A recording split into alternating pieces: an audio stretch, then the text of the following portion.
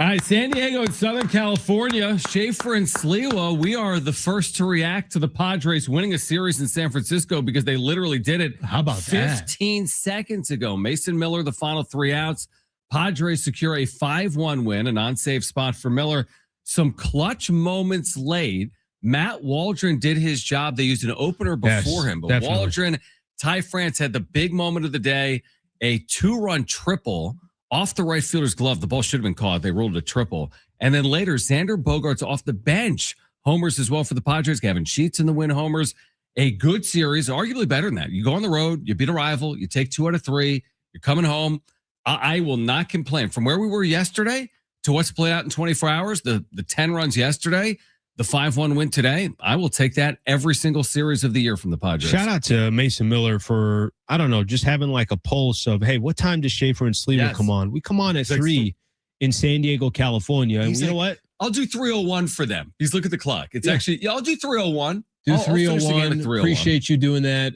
Padres get the win. So we did the show yesterday. And, you know, I can be honest. I listened to a little bit of the show afterwards, and I'm like, oh, did you? Yeah. And I'm saying to myself, I'm like, God, I was whining a lot. I was whining about the Padres. I was whining about Tatis. I was just whining. I was whining about Sprouts having peanuts and having other teams' logo and not just the Padres. Yeah. And by the time we did yesterday's show and we finished, 2 W's for the Padres. They win the series, 2 games to 1.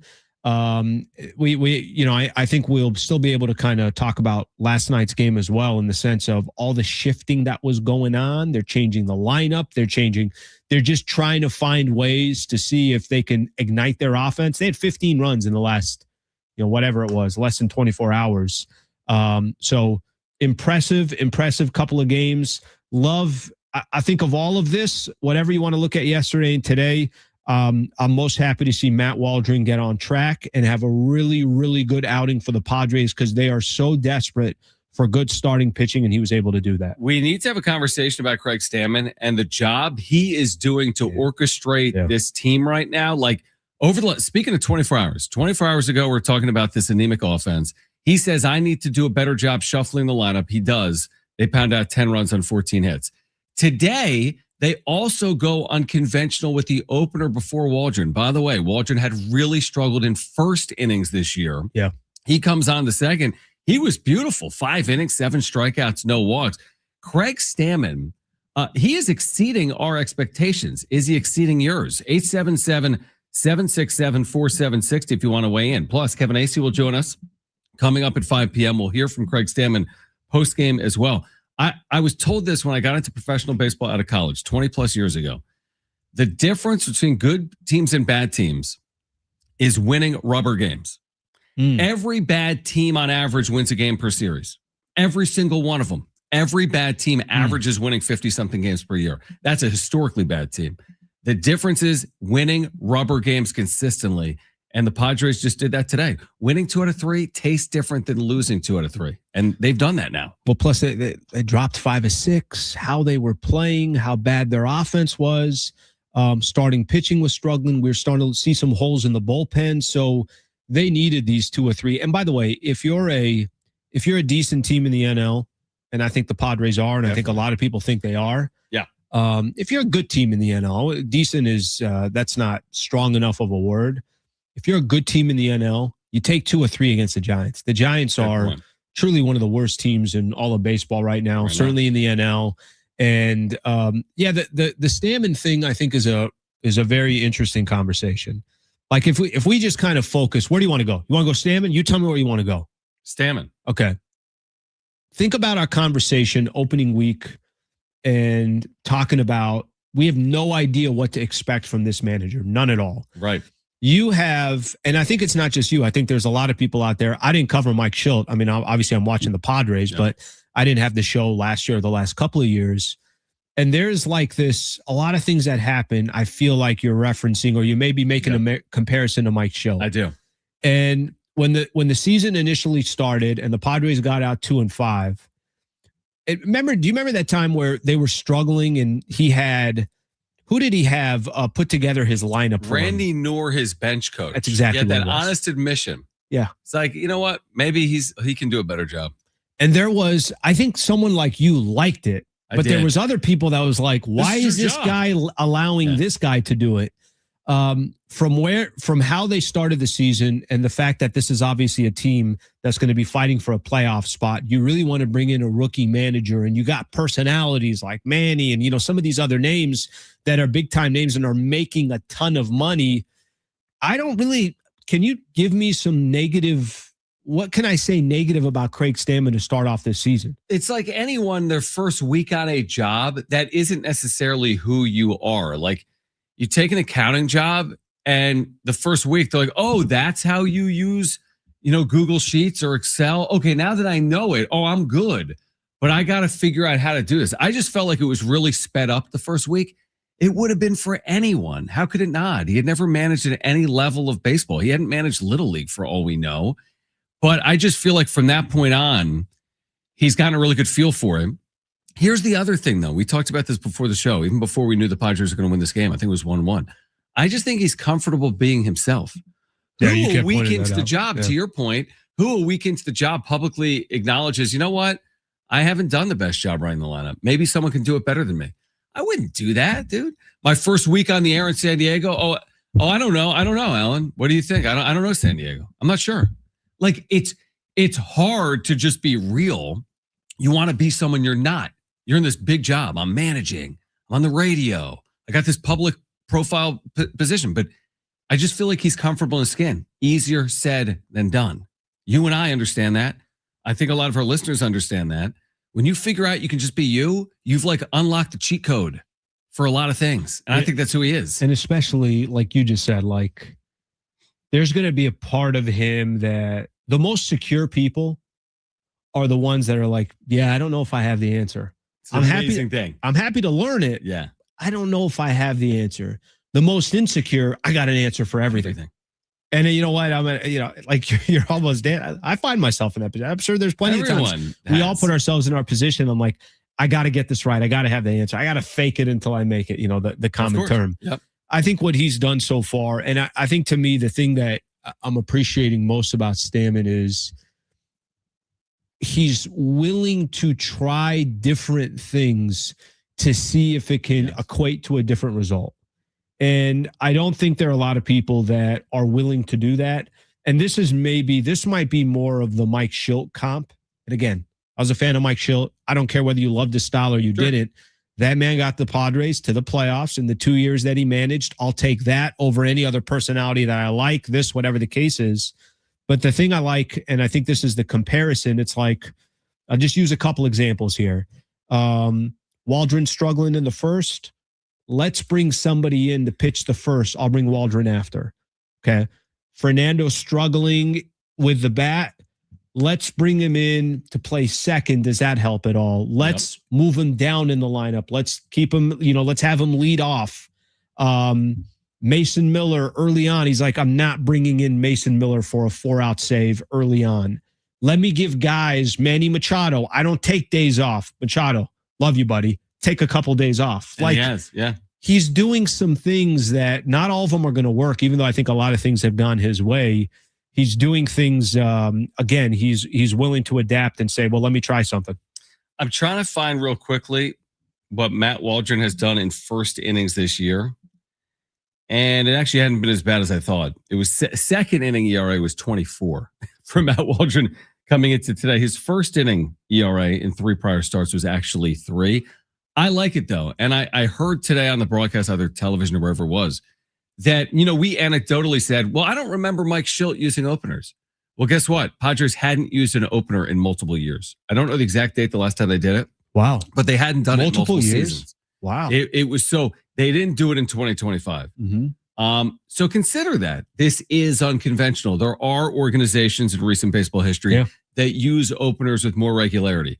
That's not when I was in LA, the Dodgers all the time. Yeah, I mean, it wasn't uncommon. Has done it a lot. Tampa Bay has done it a lot. Did it start with Tampa? It started with Tampa, and it's proven to be interesting.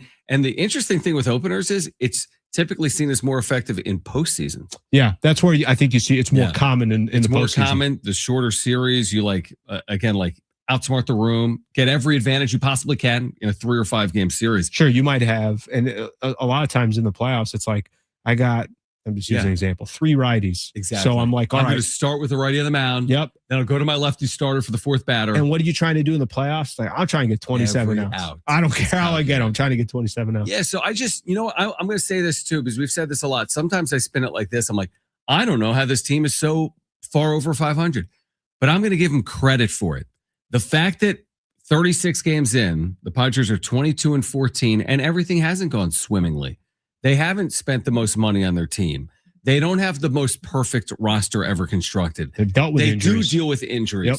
Fernando Tatis Jr., Manny Machado was hitless in this series. Guess what? Put it off for another day. They're 22-14. They deserve credit for that. And I think Craig Stamon deserves credit for that. I know he doesn't swing the bat.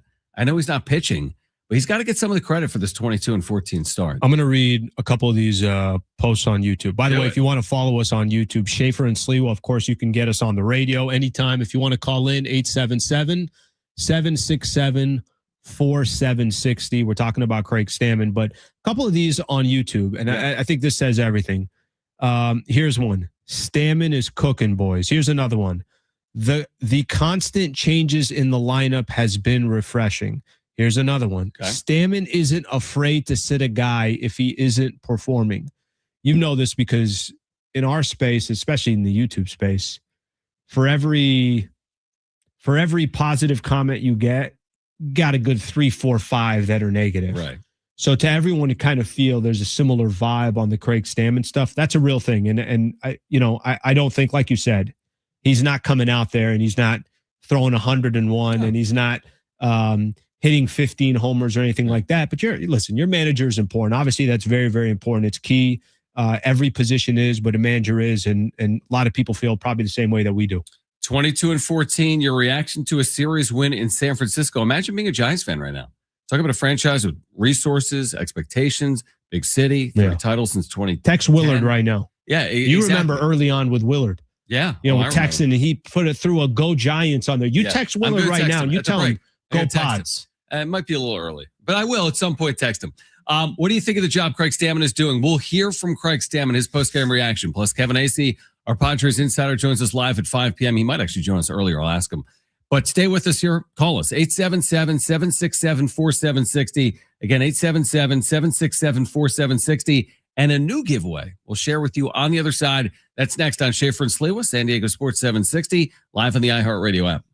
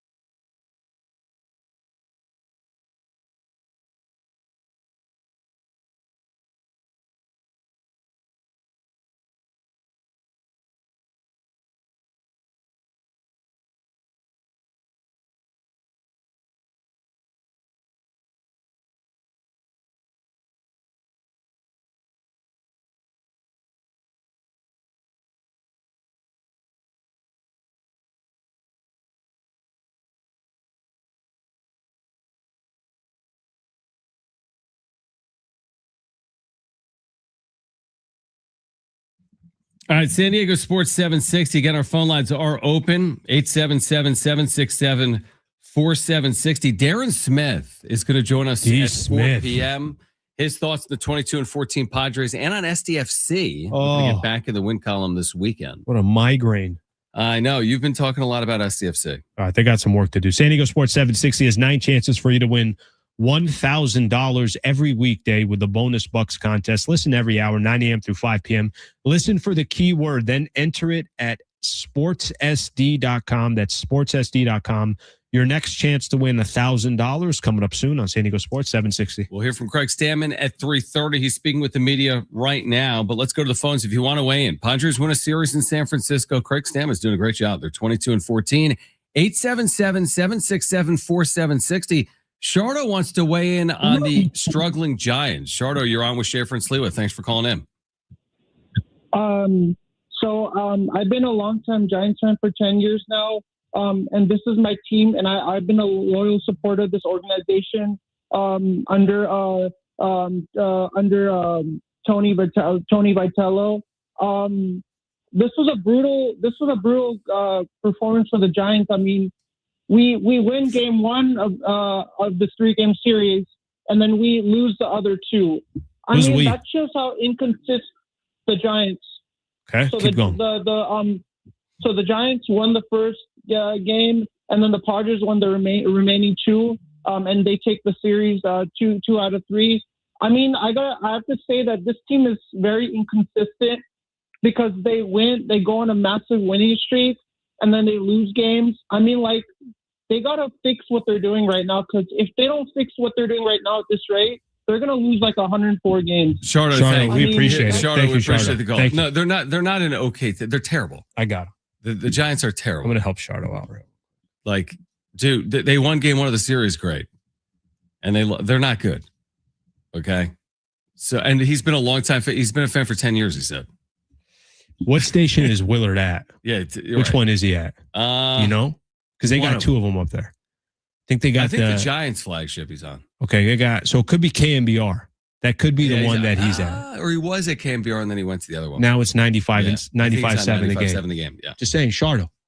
I mean, I'm not. Call Mark. I'm not saying he's that on the air. You should have your opinion. You should have a strong take on the Giants. The Giants are not that good, but when you're saying we, I mean, we're happy to see what happened in the last. Yeah, like, hey, we won the first game and lost the last 2.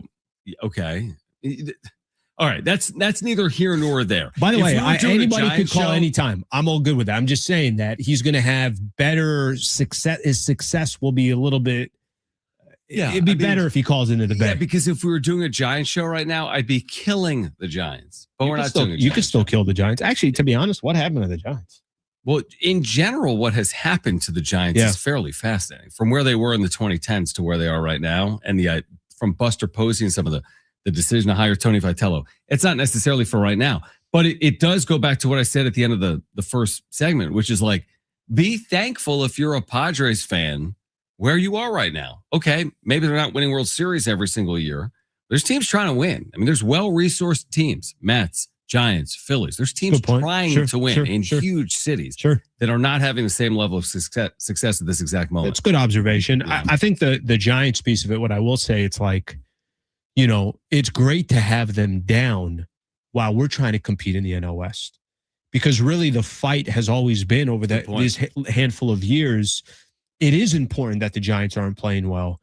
It is important that the Arizona Diamondbacks these last couple of years, there's been some expectations and they've played below those expectations. Honestly, it's important to have one squad in the NL West that just sits at the absolute bottom every single year. Right. Because at the end of the day, it's almost like you're trying to grab second in the NL West, get into the postseason, and then go mano a mano with whoever's there. And, you know, whether that's the Dodgers or the Cubs or the Cardinals, whoever it's going to be this year. So in a way, the destruction of the Giants these last couple of years has also opened up a path for the Padres to have success. Yeah. And what I like about today's baseball, I think there's a fine line between letting 20 of your 30 teams in the postseason, we talk about in the NBA, and other sports. You know, even Major League Soccer, I think they let in 18 of the 30. Watch yourself on the NBA. you agree. You're making it personal. The 10 seed isn't winning. I do think Charlotte deserved to be in. To be a best of. What about Golden State, who was locked into the 10th seed for 3 months? There were 7 games below 500, and they were still in. Like, I think there's a sweet spot where I don't just want the Western Conference champion in the regular season in the playoffs. I don't need the 66-win Thunder against the 62-win Celtics. I'm making it up. I know what you mean. But you don't have to go back that far to remember days where you don't win a division. You're not sniffing. You don't have any hope. Even the one-team wild card that came in after the strike in 94 didn't give you all the hope in the world. I like the format right now. It presents opportunities for good teams. And the Padres have been a good team by and large in the 2020s. By the way, so idiotic from baseball to wait this long. I know, it took forever. I mean, just think about it. Yeah. Like each one of these, and I'm not even talking about I'm just saying straight from a business perspective. You want extra teams in the postseason. And the NBA, it feels like, has been doing it for 30 years, right? And baseball is now just saying, hey, maybe we should add a couple more squads in here over these last. Do I have it right? 1993, you won the NL East or you won the NL West or you didn't go to the playoffs. In 1993, the 94 was a strike. That's nothing. And then they added That's nothing. That's how many teams made the postseason as recently as 1993. And now you have opportunities. And by the way, what has baseball proven over the last 30 years? Give teams opportunities, they'll win World Series. Mm-hmm. Give teams that capture wild card spots, and they have an opportunity to win a World Series. Isn't that kind of like, I mean, that genuinely is the hope in San Diego. Yes. It's like in San Diego, you're looking at some of these other teams. We had a caller call. I can't remember. It was late last week. Maybe it was earlier this week. And he said, I just want one. Shut the hell up after that. Sure. I just want one. And there is a precedent that's been set in Major League Baseball. Yes, you got squads that spend a ton of money that are going to go win World Series or get further because of that. But there's also, we've seen the Arizona Diamondbacks get to the World Series. We've seen the Nationals win a World Series. We've seen the Marlins win there is a precedent to say, hey, we can also be that city. It can happen. Has it happened? It obviously has not. Not as of yet, but we do have hope. All right, we'll hear from Craig Stamon on the other side. Darren Smith, who, of course, is calling games for SDFC. Great voice for forever, a long time on the Padres. He'll join us coming up at 4 p.m. Then our Padres Insider from San Francisco, Kevin Acee, on the show at 5. Tons to get to. Great giveaway today. We'll tell you about on the other side here on Schaefer and Sliwa, San Diego Sports 760, live on the iHeartRadio app.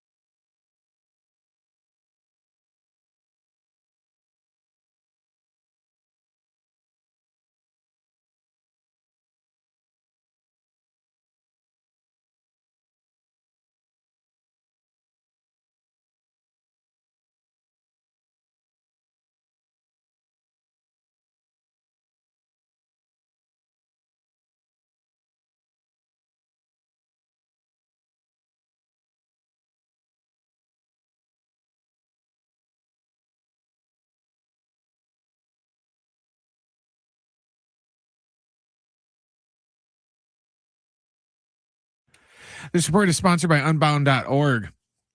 The Padres won Game 3 of their series against the Giants 5-1. Matt Waldron picked up his first win of the year. Coming up here in about 30 minutes, we'll have some more round 2 action in the NBA playoffs. We got 76ers at Knicks at 4:00. Philadelphia will be without Joel Embiid tonight as he's out with, quote, multiple injuries. And then at 6:30, we'll have Game 2 of Minnesota at San Antonio. Right now, there are young people across the world facing a tough choice: continue their dream of education or drop out to help their family put food on the table. You can help change their future in a single moment. See how far your support can go at unbound.org. All right, Schaefer and Sliwa, Darren Smith at 4 p.m. We'll hear from Craig Stamon in a moment. Here's our giveaway today. Alan, have you seen the giveaway? No, it kind of, you got this thing where like you hold back a lot of that stuff. It's in the rundown. We're like literally not even a team. It's just you. Are you in the rundown? No, I am in the rundown. No, I don't think you are because I can see who's in the rundown. Okay, then I'm not in the rundown. Wait. Which, not the link? No, you're probably never in this rundown. There Brent, you are. Brent, why are you not including me in things anymore, man? No, the rundown is me. It's you the same, son of a... It's the same link we gave you the first day of the show. It never changed. Wait, I have the rundown. Correct. Then what are you talking about? But you weren't in it. Now you are. I can see at the top who's in it. It says Brent or Alan. You mean physically in it? Yeah, no. I mean, yeah. But I know thought about it. But you're making it sound like there's something else. Like there's this top secret thing. No, this is just you and Brent are involved in. No, just this. And Usher. No, Usher. I think he has access, but he's never in it. No, I'm here. Yeah. Anyway, now you see the giveaway, right? Yeah, I do see it. Here's the giveaway today. We have tickets to see Pink coming up May 15th. When is that? In a week? It's in a week, 9 days. May 15th, Petco Park. Tickets and info. Ticketmaster.com. So next Friday, we'll give away those tickets coming up. So be listening for your chance to win those tickets. We're going to hear from Craig Stamon. Do you want to hear from Craig Stamon? Definitely do. I want to hear from you. About Ty France. All right, starts with Ty France. Craig Stamon, after a 5-1 win over the Giants, the Padres win the series. Ty France had the big hit. Great about by Ty. I don't know if the manager put him in the greatest position to succeed, but we got him out there and he came through and made me look good. What did happen?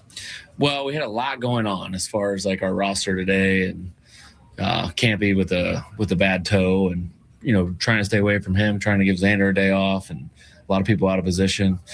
So we trying to figure all that out in a short time frame, and luckily Ty's such a pro. He went out there and did his job, and it worked out for us. So someone gets in the box and you guys are like still. Yeah, I think in my mind, I was looking at the reliever warming up. I thought I had a few more pitches and he was ready and Song was in the box, and I was just late on that.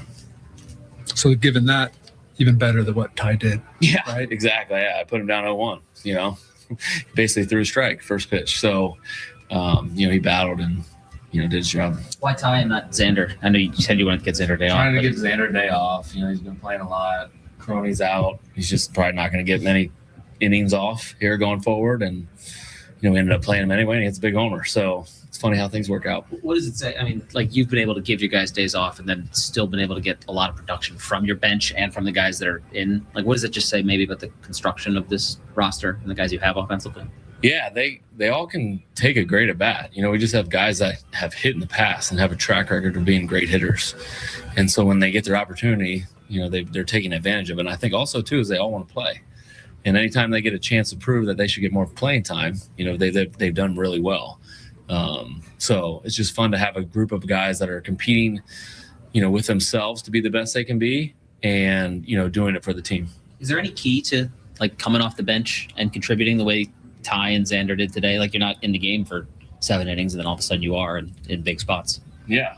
Maybe it's take 6 innings off, don't think about the game, and then taking a bat and go for it. I think it's kind of worked out the last few times. Gavin had the day off and then comes in and hits a homer. Xander did it. I think it's just a testament to how professional these guys are, how they go about their business on a daily basis. And even, when they probably don't think they're going to get to play, we have those small conversations ahead of time, like, hey, maybe be ready for a pinch hit, possibly be ready to play defense in Xander's case, that they are ready, and that they're not just blowing it off and, being like, why can't I just get a day off kind of thing. And maybe they are thinking that, but at least they're a bit, willing to do something for the team to help us win a game. What went into the opener strategy today, and then like how did you feel about the way it played out? Yeah, I think it was us trying something with Waldron and seeing if it, might get him going a little bit, give him a little breather going into the game, not having to face the top of the order 3 times. We felt like if we had somebody come in, get the top of the order out, he could start in the middle of the order and then, get that through that lineup a couple times and then go to our elite bullpen. So it worked out kind of to the way we expected it today.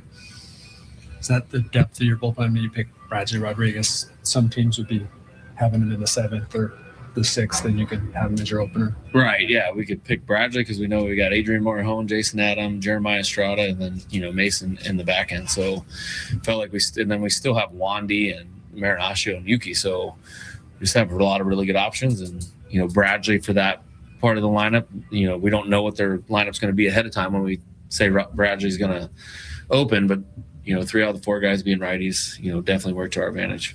How is Campy? What's the status?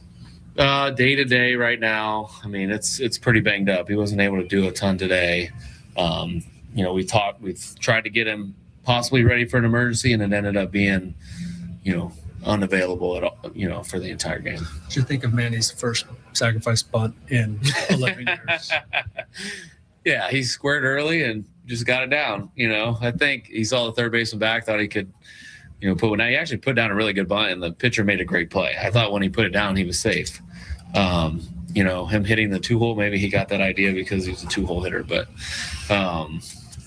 he was playing the game of baseball. I think that's what's fun about this team is, Manny's a superstar, probably hasn't bunted in a long time. Can't remember the last time he bunted, but he's willing to, put one down and help the team try to score a run. We didn't score a run in that inning, but, had that idea of like, let's get the lead and play out front and see what happens. Shortstop is not a natural position for Song. I know he play a lot at the AAA, but how do you feel comfortable playing him as a shortstop there? Yeah, I felt great about it today. He hasn't had a lot of time there in his past, but he did a lot in spring training there. Did a lot in El Paso, so we felt good enough about putting him out there and giving Xander a day off. And when Xander does get the day and Jake's not here, he's our shortstop. Not to harp too much on the situation in the 7th inning, but like when Ty goes up there and is it a 0-1 hole, and then he gets the decisive hit. What is going through your mind? What are you feeling in that moment? Probably the favor of the Lord, resting upon me at that point. It's just sometimes things work out in your favor. With Campusano, how did it happen? I don't remember off the top of my head if there's did he foul the ball off his foul the ball off his foot. I think it was in his second at bat. Yesterday. Yeah, last night. So the most fascinating thing in there, again, I'm always comparing Craig Stamon. It's probably not fair, honestly, to Stamon or even to Mike Schilt. But the fact that he just starts the whole thing talking about Ty France, who had the go-ahead 2-run triple that happened to be off the dude's glove in right field, that rookie who just debuted this week. He put him up in an 0-1 spot because by his own admission, Craig Stamon, as you just heard, thought he had everything was going too quick. And all of a sudden, you still have Sung Moon Song up. As like, I don't want Sung Moon Song up in this spot. I want Ty France. So they made the change. Well, now it's 0-1 without a pitch being thrown. And he still came through in that spot. And you know what Craig Stamon is thinking. He just said it there. He's basically just, please work. This is on me if it doesn't. Basically, like I put my batter at in this situation. And he was able to come through regardless of that. That's crazy. Yeah, and listen, it's a bad mistake by Stamon. I mean, that's just point blank there. Who was it that came up? Trying to think off the top of my head here. Fermin, I think, got the out with runners on 2nd and 3rd and wasn't able to bring a run home. And you and I are watching the game. We're saying to ourselves, like, you got to come through. Fermin, nobody's asking you to do anything. Just bring remember, he tried to bunt twice. Yeah. And then the Giants went to their bullpen. And that's when he could have elected to go to Ty France, but he didn't to start the at-bat. And that's why Sung Moon Song was up. And then because of the change, it was 0-1 on France. You have 2 outs in that situation. Yeah. So, again, I go back to it. And you're right. There is the acknowledgement of like, that's on me. No question. Not that Schilt wouldn't take blame. I think Schilt was okay in that regard. Maybe he just wouldn't have an honest conversation with you, but it doesn't feel like, I tell you what Schilt would never do. Schilt would never blame a player for it. Yeah. But yeah, you're right. Admitting that at that situation and then Ty France coming through, which if you were calling in, like we had a caller earlier calling from Northern California, if you were calling into a San Francisco Giants radio station right now, I don't know if that was a triple. I don't know. Let's just say the right fielder, the ball hit his glove and it went out. Ty France obviously did his job, and Xander followed it up with another 2-run homer. Ty France. I love the difference between good teams and teams that maybe are better than good, or even the difference between bad and good, is these well-rounded rosters.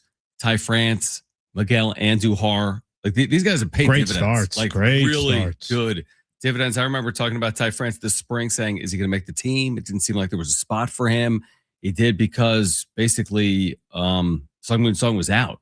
So they needed basically a backup infielder at the time. And Ty France is stuck, and he's got a good chance to stick at this point for the rest of the year based on what he's done. Last year was Sheets, Nick Pivetta, right? Like that's when I do think Preller is at his best. Mm-hmm.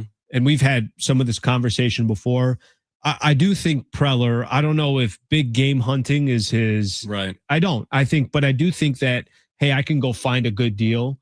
I could go to that Nordstrom rack and I'm going to walk out. Those jeans are $200. I just bought them for $40 or $30. Like I do feel like there's, and I think there's a lot of value in that. But to go back, I want to go back real quick on Bogaerts hitting that 2-run homer here for a quick second. Do you ever have this with Xander? And I'm going to give Xander his love. I'm going to give him his credit because he's been here long enough to where he struggled and everybody gives him just a lot of heat based off of his contract, right? Like Xander Bogaerts didn't offer himself $280 million. The Padres offered him $280 million. But you want to obviously see some production from this guy. He's been basically their best bat all season long. He's been their most, at least, reliable, a little bit of average, a little bit of power. Like, he's done a phenomenal job. And I always find myself like fighting with myself. I'm like, do I give him credit? Right. He's making how much? Yeah. You know, and that's just like a inter fan type of thing that's inside of you that you're fighting with. He does this all year. I'll give him a lot of credit. If this is the player he's going to be for 162, and he's done it for about a quarter of the season, if he does this for 162, I will sing his praises. Especially after those first 3 years, right? Yes. Like to kind of bounce if back. you're able to find your stride now. I mean, look, that's we spend so much time talking about Tatis. You and I were talking about this during the break.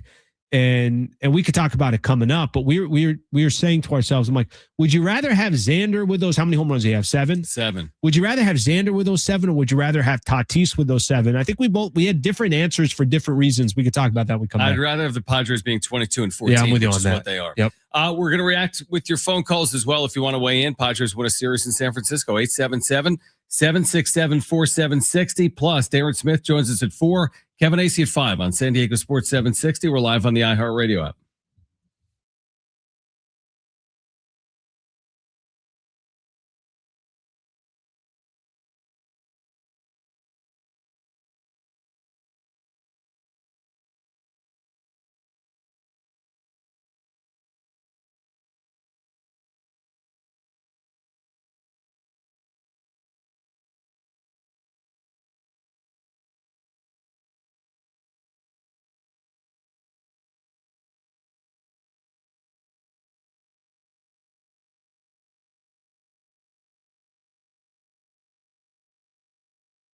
All right, hey guys, it is Schaefer again for my friends at the all-new Jamul Casino Resort, the Players Place. You will love their hotel and spa because you're going to experience elevated luxury with their refined hotel stay, rooftop relaxation, indulgent spa treatments, all the excitement of Jamul Casino Resort seamlessly brought together in one unforgettable destination. And now you can take your stay to the next level. They have exclusive hotel packages crafted for the ultimate escape while you're there. Make sure to check out all of their dining options, including Tony Gwynn's, where you can enjoy San Diego's favorite endless dining experience. That's Wednesday through Sunday at Tony Gwynn's Sports Pub. In addition, Jamul 23, you'll love it with their lobster buffet every day. You can enjoy all-you-can-eat lobster every day, plus dozens of other delicious stations. Start your morning with their new signature breakfast buffet. That's Monday through Friday, 8 to 10:30 a.m., featuring made-to-order omelets, fresh fruit, and sweet and savory favorites at the all-new Jamul Casino Resort, the Players Place.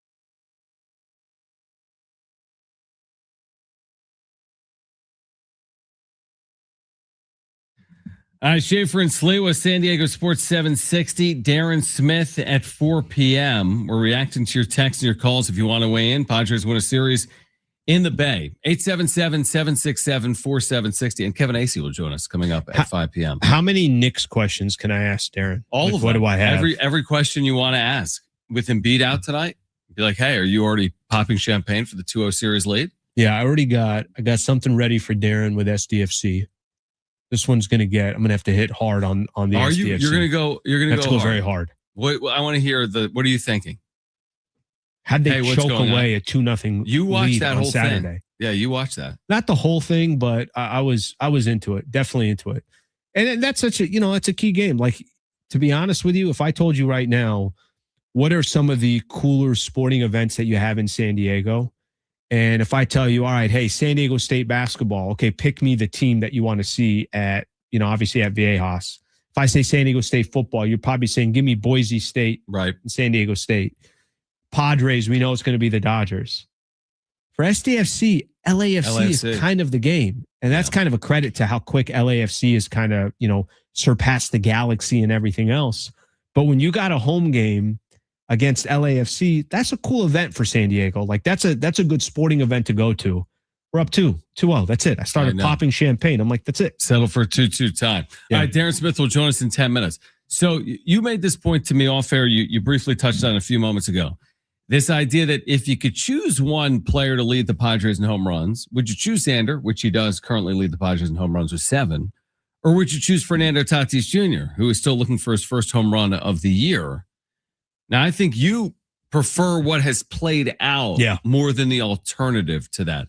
I actually took the opposite side and said, I would just like to see Tatis look like Tatis. I think there'd be a lot less pressure actually on Xander Bogaerts if he was homerless to this point as compared to Fernando Tatis Jr. But I think this gives them the highest ceiling because I think ultimately when Tatis gets going, we'll look back on this and say, well, there was still room for growth with Tatis. I don't know if we would have said the same thing with Bogaerts. All right, let me give you the two numbers. Okay, so Xander, 7 home runs on the year, 22 RBIs. That's a big number. Batting .276.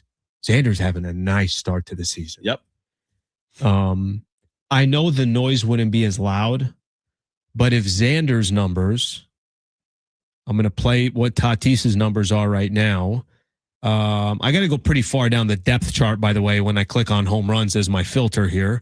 Tatis so far on the year, 13 RBIs, of course, 0 home runs, and batting .242. I mean, his average isn't terrible, but if you told me that, yeah, you're right, the Xander noise would be a lot less than Tatis. There's just no other way to look at it. Because if you told me that, then I think there has been, remember early on, we had just started the show and I'm asking Kevin Acee, I'm like, why aren't more people upset at Xander? He's like, because they've been upset at Xander, right? That's gone on for years. Yeah, you've almost just accepted it. Yeah. It's like, hey, this is what it is. You're right that if the numbers, but this is for me why I'd rather have Xander have these types of numbers right now is because he's going to be with the Padres for so long, right? And he's had such a terrible start. And everybody looks at that's one of the worst contracts in all of baseball. I want to start being able to justify it. I want Xander Bogaerts to feel good about himself because I got more confidence if you told me before the season started, who do you think is going to have the better year? Everyone's going to say Tatis. Yeah, of course. So is there this potential that Xander can never be the player that he was in Boston, but also be a much better player than he's been so far in San Diego?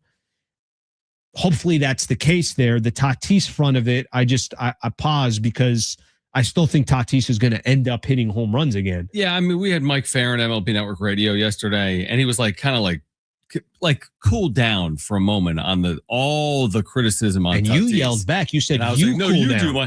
But his general premise was if I was a betting man, he'll have his 8 or 10 home runs at the All-Star break, and he'll have his 20 home runs at the end of the season. And he's probably right at the end of the day, and I hope he's right that he gets there. The reason I say if the opposite was occurring right now is we wouldn't be criticizing Xander because they were 22-14. They're 22-14 either way. It's like today, are we sitting here? Really, all year have we been critical of any offensive player outside of Fernando Tatis Jr.? By and large, not really. A lot of players have dodged it because of the team's record. Manny went 0 for 12 these 3 games. Are we sitting here this first hour telling you Manny went 0 for 12 these 3 games? No, I am because kind of.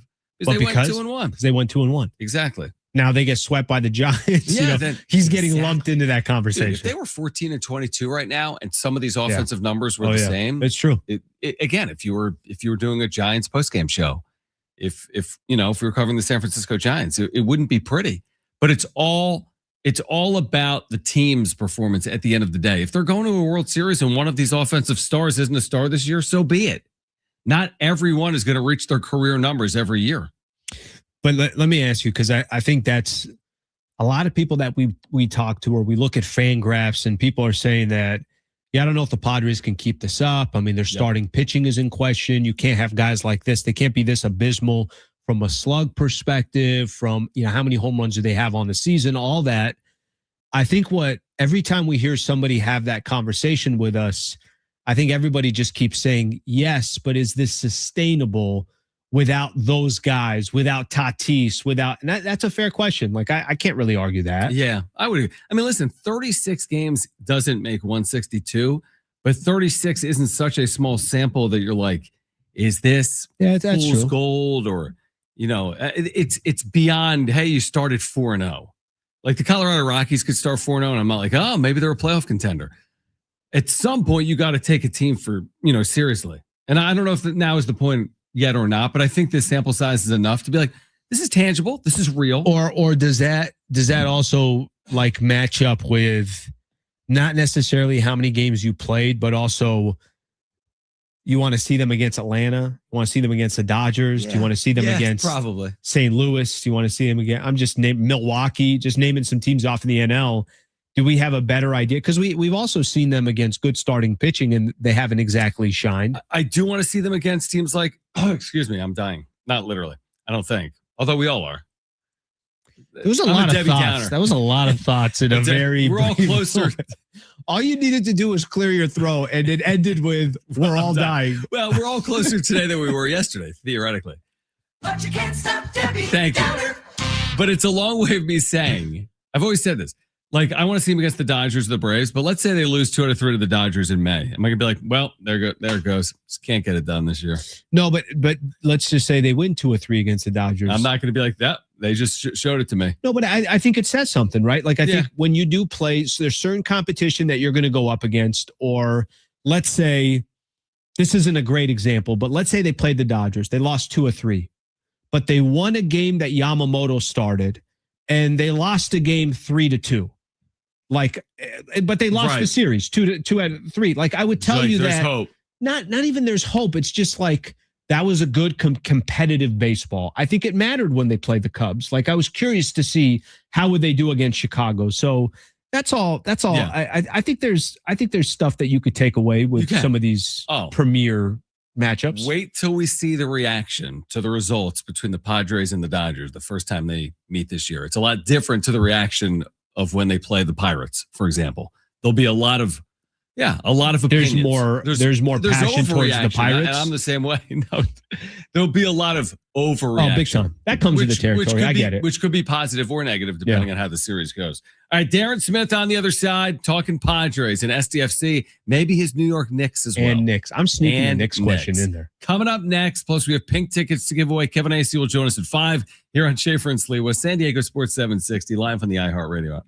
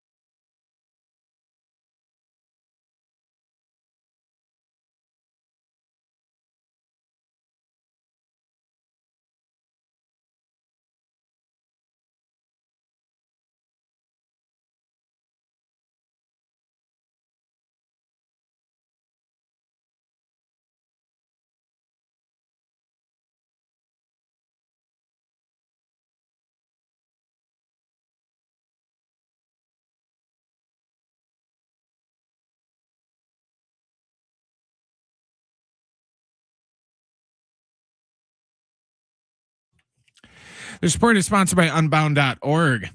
The Padres won Game 3 of their series today against the Giants 5-1. Matt Waldron picked up his first win of the year. Coming up here in about 5 or 10 minutes, we'll have tip-off of Knicks Sixers Game 2. The Sixers will be without Joel Embiid today as he is out with, quote, multiple injuries. And then coming up at 6:30, we'll have Game 2 of the Timberwolves and Spurs. Right now, there are young people across the world facing a tough choice: continue their dream of education or drop out to help their family put food on the table. You can help change their future in a single moment. See how far your support can go at unbound.org.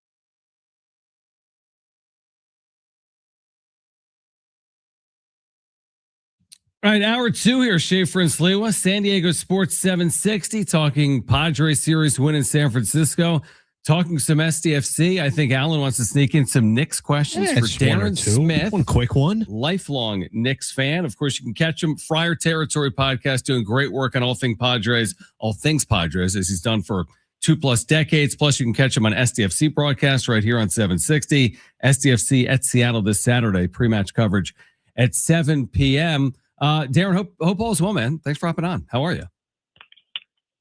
2+ decades. Yeah. I hear that and I can't believe it's true. It's true though, right? I believe that is true, but yeah, absolutely. I'm sitting here. I've got the Knicks pregame on one of my television screens. I have Schaefer and Sliwa on the other screen. Yes. Nice hat there from Alan Sliwa. Yeah, thank you guys. Got a lot of things happening. We'll get a little CONCACAF Champions Cup coming up in a few hours. So yes, it's an interesting, underrated night of sports for sure. Would you agree? Like I just said that Brent just played like an open where I'm like, how are they 20-13? I always do stuff like that. And now they're 22-14 and they played well the last 2 games. I mean, 10 runs yesterday and then good baseball overall here today. Is it surprising or not that they're 22-14 overall? Yes. No. Maybe. Just to quote a great philosopher named Manny Machado. Right. I think, sometimes we get wrapped up in, okay, this is Matt Waldron and this has been German Marquez, and these are the things that have gone wrong that we didn't expect to go wrong. And is Fernando Tatis Jr. ever going to get an extra base hit? So I think that it's fair to point out some of the things that, have not gone anywhere close to what expectations were, right? Pavetta, what's going on with Joe Musgrove? Nobody seems to know much of anything.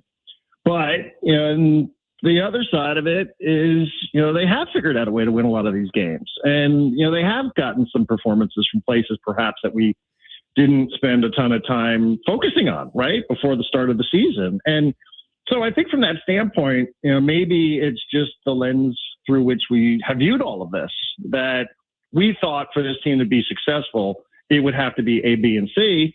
And frankly, their early season success has not been because of those things that we all across the board universally agreed on. It's been other ways of winning and other ways of succeeding. There's still some core tenets there, I suppose. You still have Mason Miller at the back end of it. Michael King has been mostly okay, and certain guys, but I just think it's that they're winning in ways that there wasn't a lot of predictions for, and I think that's maybe why it's catching a lot of us by surprise. But that's why you play all these games, is you try to figure this out, and you try to see like what this is going to look like and who it is that is going to be a person who steps up and who it is that's going to replace somebody who maybe isn't what you would have expected when the season started. Darren, you've seen a lot of different managers obviously represent the San Diego Padres, 35, 36 games in, whatever that number is. What have you made of Craig Stamon? What are some things that stick out to you? John and I have spent a lot of time, just feels like he's willing to try a number of different things, open to different ideas. What are some of the things you've liked so far? I think exactly that. We see some of these managers sometimes and it's just, it becomes part of the tedium of the sport, and that you show up every day and you listen to these guys talk before the game, and it's kind of boring because they say the same sort of stuff. And some of them, I'm guessing, will talk about the way the lineup has been reshuffled over the last couple of days. Some of these managers, they're just like stagnant as pond water. You know what I mean? Like they're just like, nope, this is my guy. It's going to take like 100 at bats for me to move this guy out of the 2-hole, and like 100 at bats of like failure for me to do it because I decided this is how it's going to go.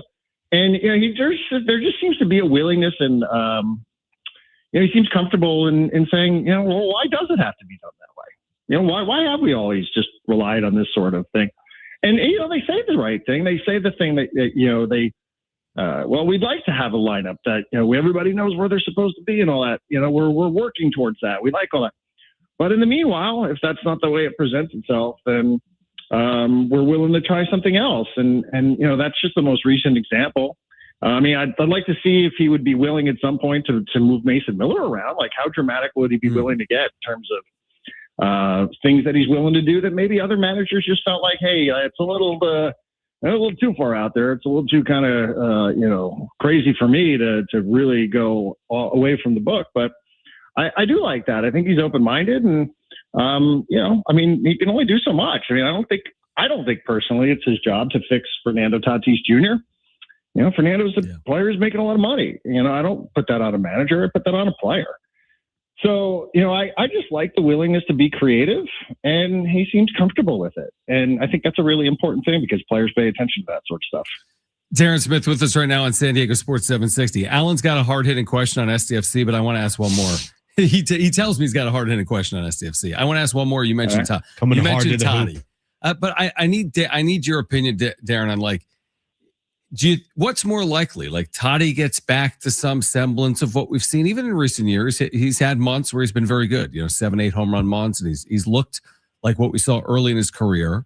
Like, is that what I guess I'm asking, is that what you're still expecting, or is something like fundamentally changed here where like it's hard to have much of an expectation for him because he just seemingly is lost right now? I don't know if I'm in the minority on this, but when he steps to the plate in a big spot, I still think more of me thinks he's going to do something special than he's going to fail. And, there's been a lot more failure. So that's the evidence that we have, right? That's the recency bias. That's what we've seen. And I'm not saying I'm waning on that. Like, I still have that. And again, I don't know if you guys feel that way. I don't know if fans feel that way, or I don't know if manager feels that way, or if his teammates feel that way. But I still have, I think, more of that than the negative expectation. But I'm also to the point where I'm starting to have these crazy thoughts. Could you? I know you can't option him, but could you talk to him and see like maybe he'd be willing to go someplace else and try to work on that without the bright lights of Major League Baseball for a week or two? Or like, can you come up with some sort of injury so you can put him on a rehab assignment? Like, I'm starting to have those thoughts too. So, I still think it's, like maybe it's not as far away as publicly expressed from the coaching staff and from, people that are willing to go on the record with this. Nobody's like, that dude's a basket case. Like, well, I don't know what we're supposed to do. So nobody's willing to go there yet. But, I can't imagine, especially now over the last couple of days, that they're not starting to say, like, we just cannot wait forever for this engine to turn over. Like, it's just, it's not happening. And, we've got to plan accordingly. But, I'm starting to have those thoughts. I mean, you guys probably are as well. Like, I don't know what you're supposed to do at this point. There's just, it's just not happening. It's just not clicking. Yeah, unfortunately, Darren, I think for me, if you're asking us that same question that, you're proposing yourself, I don't have confidence in that spot anymore. And, I think it's just as simple as you just need to see a couple of moments where you're like, oh, okay, there it is again. And we'll see if obviously that changes. I mean, that's going to be on him. Nobody else can do anything. It's either Tatis gets out of it, or that's kind of the feeling that people have. Okay, let's go back to Saturday. So I'm watching the game, SDFC, of course, LAFC. And I was telling John, I kind of got to a point of the game where I'm like, okay, I think they're good. I'm going to go in my car. 2-0, good. I'm like, I know. And then immediately it's 2-1. So I go in my car 2-1 there in extra time. I'm listening to you and Adrian. And the gut punch and listening to your, and I've mentioned a couple times, Adrian's call when they scored, it was like, goal. Like it was the most casual, but the perfect call in that time. You're kind of silent, maybe a little stunned in that moment. Just take us back, because I know that you go to LA to go see the Toluca LAFC game. We had a little bit of that conversation of, if there's a window to grab a W from LAFC, it felt like it was going to be on Saturday. What kind of gut punch was that to SDFC, and just kind of maybe walk through how disappointing that was that game ended at 2 apiece? It was the most disappointing. I would say that it's the second most disappointing loss that I've been witness to, other than the Western Conference Final. Mm-hmm.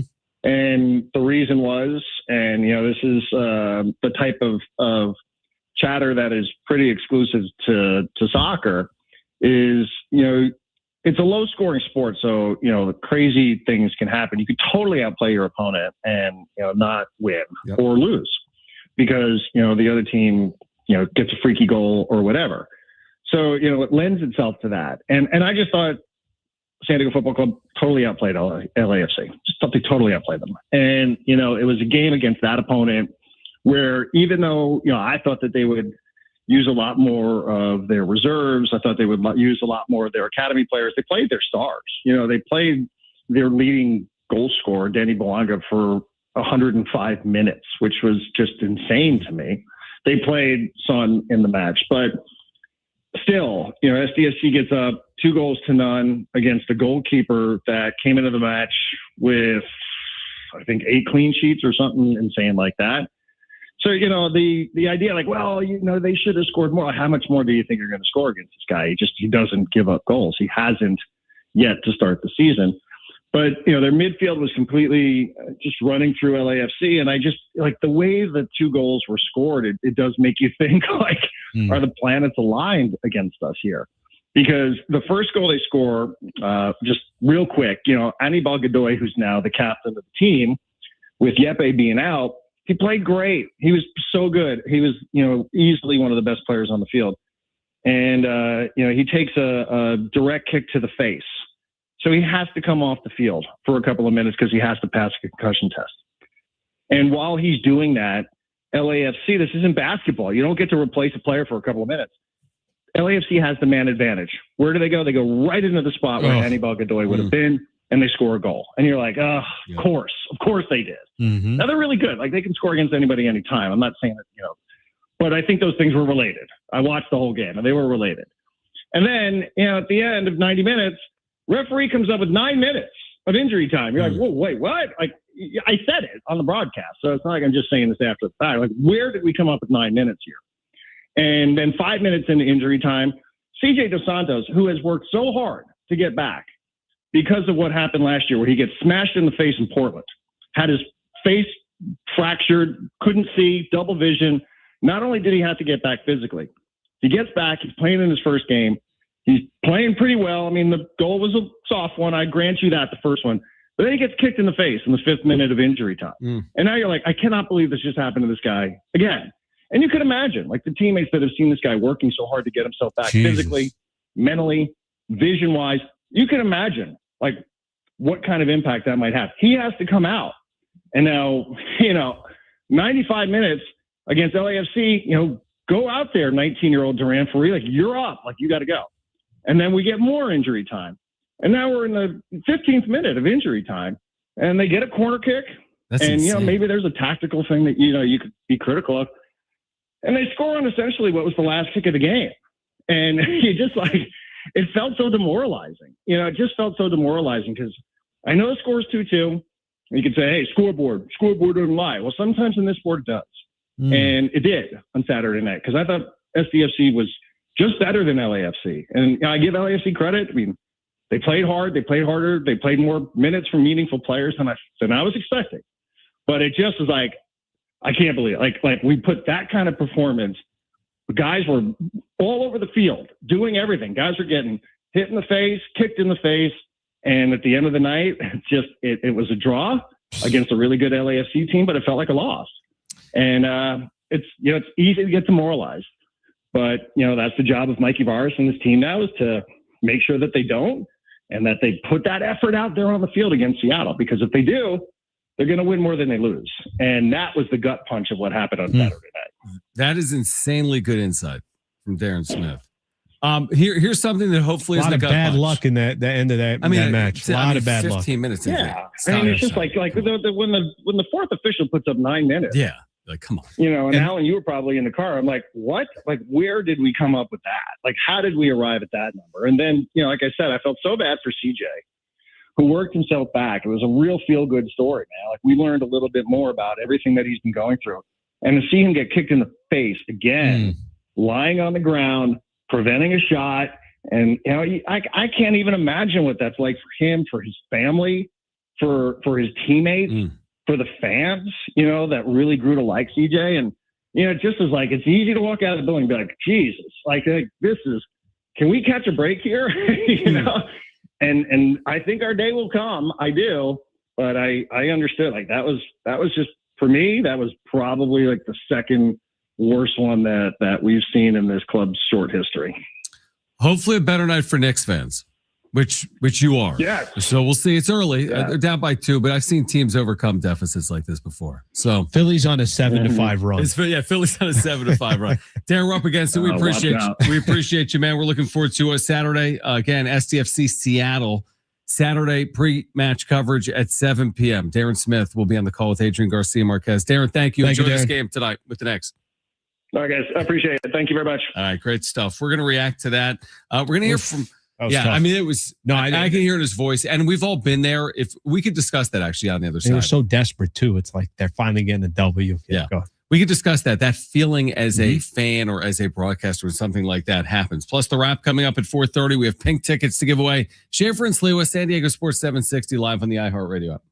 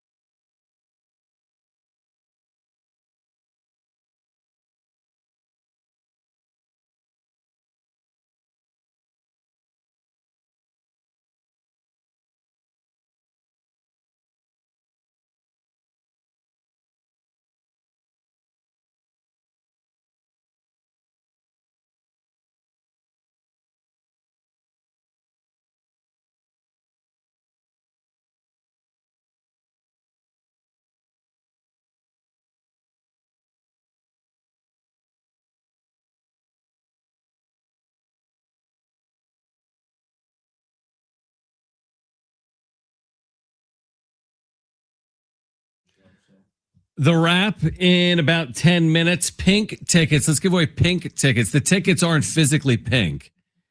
We don't think, because they're probably digital. But they should be. They should, but it's to see the artist Pink at Petco in 9 days on a Friday night. We're giving them away this hour before Kevin Acee joins us at 5 p.m. So Darren just walked us down his feelings. That in was the awesome booth insight. as That it was really good. That all was really good. Unraveled. It was amazing perspective as it all unraveled for an SDFC team that is snake bitten. They haven't won an MLS match since March 7th. It's over 2 months. I mean, what's today? May 6th. So by the time they play Saturday, it's over 2 months. So they technically haven't won. When did the Mountain West Conference tournament start? After March 7th. It was like the 9th, 10th, 11th, or 10th, 11th. It's forever ago. I've had a complete debrief since that moment. But it then took us down a path of like, we've all been there. Maybe you've been there as a fan. There's this moment in time. Everybody has. Absolutely. Maybe it's game 5 against the Of course. Dodgers a couple of years sure. ago. I'll go back to San Diego State Troy basketball this winter, where the Aztecs, Which cost them the tournament? arguably, probably, they were left for dead, trailing by like 8 with a minute left. Miles Bird out of nowhere at the buzzer hits a 55-footer to send you to overtime. Like, You win that salvaged. game. You freaking Thank win you, that Miles. game. You did it. Yeah. Then you get to a second overtime, whatever. In both the first and second overtimes, Alan, San Diego State has a 4-point lead, which in college basketball is more significant, obviously, than the NBA. No, but I know what you mean. And in the second overtime, and I'd have to look at the exact moment, they led by 4 with the ball. With roughly 2 minutes left. Magoon Guath got called for a BS illegal screen. And so I remember this thing vividly, and that's where it kind of unraveled. So that's my Troy game, what Darren was just describing. Here's why that's more of the proper comp. You can't comp a SDFC, LAFC in May as like if they lost that way in the Western Conference Finals. Now you're talking Dodgers, Padres. Yeah, Now, that's what you're talking about. But I'll tell you what it is. It's like, I'll go back. I'll give you a good Dodger Padre comp. Last year, after the trade deadline, Padres now have like a game and a half lead in the division. They won the first 2 against the Dodgers. And then I think, who was it? Was it Freddie that hit like a 3-run? Someone hit one off. Oh, early in a game, right? On the Sunday afternoon game? It was a Sunday afternoon game. Dodger Stadium? No, it was here in San Diego. Here, Padres went up 2-1. They had a chance. I think they were like getting ready to go up in the division like 2.5 games. Remember this. Momentum was going, and you lost that game, and it was a gut punch. Yep. And again, I want to say that it was maybe Estrada that gave up like a 3-run homer. Right. I remember that. The comps are regular season games, and I think what LAFC, they're so desperate for a W, and you think you got it, and you think that you outplayed the other team, and then you look up at the scoreboard and you're like, they tied the game 2-2. And what Darren was saying about the extra time, I don't have a hair to pull out on the top of my head, but I was, pulling out some hair on the top of my head. By the way, that game that the Padres ended up losing 8-2 on their way to trying to sweep the Dodgers. They were up 2-1. I remember that. They were up 2-1 in the 6th. Yeah. Pavetta actually allowed a game-tying home run. Was that to Will Smith or something like that? Maybe Teoscar, one like that. It was one of those. Yeah, you're right. It was Freddie Freeman. Solo Freeman shot got in the the solo? 6th. But then in the 7th, Jeremiah Estrada allowed 4 runs. Oh, okay. And who hit the home run? Dalton Rushing. Jesus. Hit a 3-run home run. Even worse. In the 7th. I was off on the players. By the way, after that game, the 2 teams were tied. So you're right. 2-game swing. Padres could have gone up 2 games in the division, and it was in August. And here's the thing. I mean, at the end of the day, the Padres, they struggled the rest of the way anyway, so they didn't deserve to win the division. I mean, they couldn't even get home field in the wild card. But you're going back to, do you remember this game? Do you remember that game? We all have a game that, we obviously remember when it comes to that. Regular season. I'm talking regular season. Yeah, 70470 started with team. I'm sure you have a game you can recall that you thought, those nights where you put your head on the pillow and all you see is what went wrong. You're like, if just this one thing happened, my team would have. This happens to me all the time. I can't sleep. Like a San Diego State game, football or basketball, that has a nightmarish finish. Terrible ending, yeah. Can't sleep. No, my mind is racing. Yeah, that's true. The wrap on the other side. Plus, we're giving away tickets to see Pink that we don't think are actually Pink tickets, but we'll give away tickets to see Pink Coming up this hour, Kevin Acee at 5 p.m. This is Schaefer and Sliwa on San Diego Sports 760. We're live on the iHeartRadio app.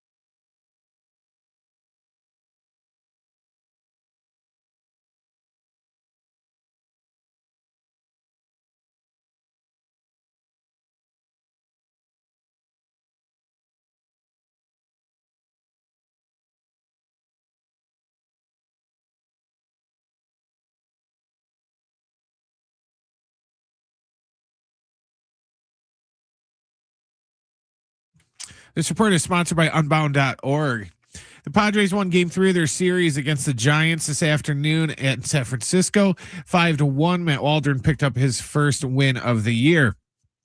Right now in New York, with about 5.5 minutes to go in the first quarter, it is the Knicks are up 18-17 over the 76ers. And coming up here at 6:30, we'll have Game 2 of Timberwolves Spurs. Right now, there are young people across the world facing a tough choice: continue their dream of education or drop out to help their family put food on the table. You can help change their future in a single moment. See how far your support can go at unbound.org.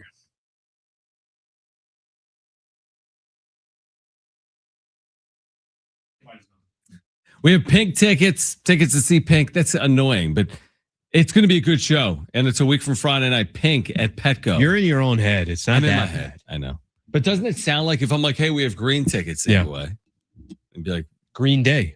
Green Day, yeah. That'd be YouTube. cool. Let's get in the YouTube thing. Oh, we're not on YouTube? Not on YouTube.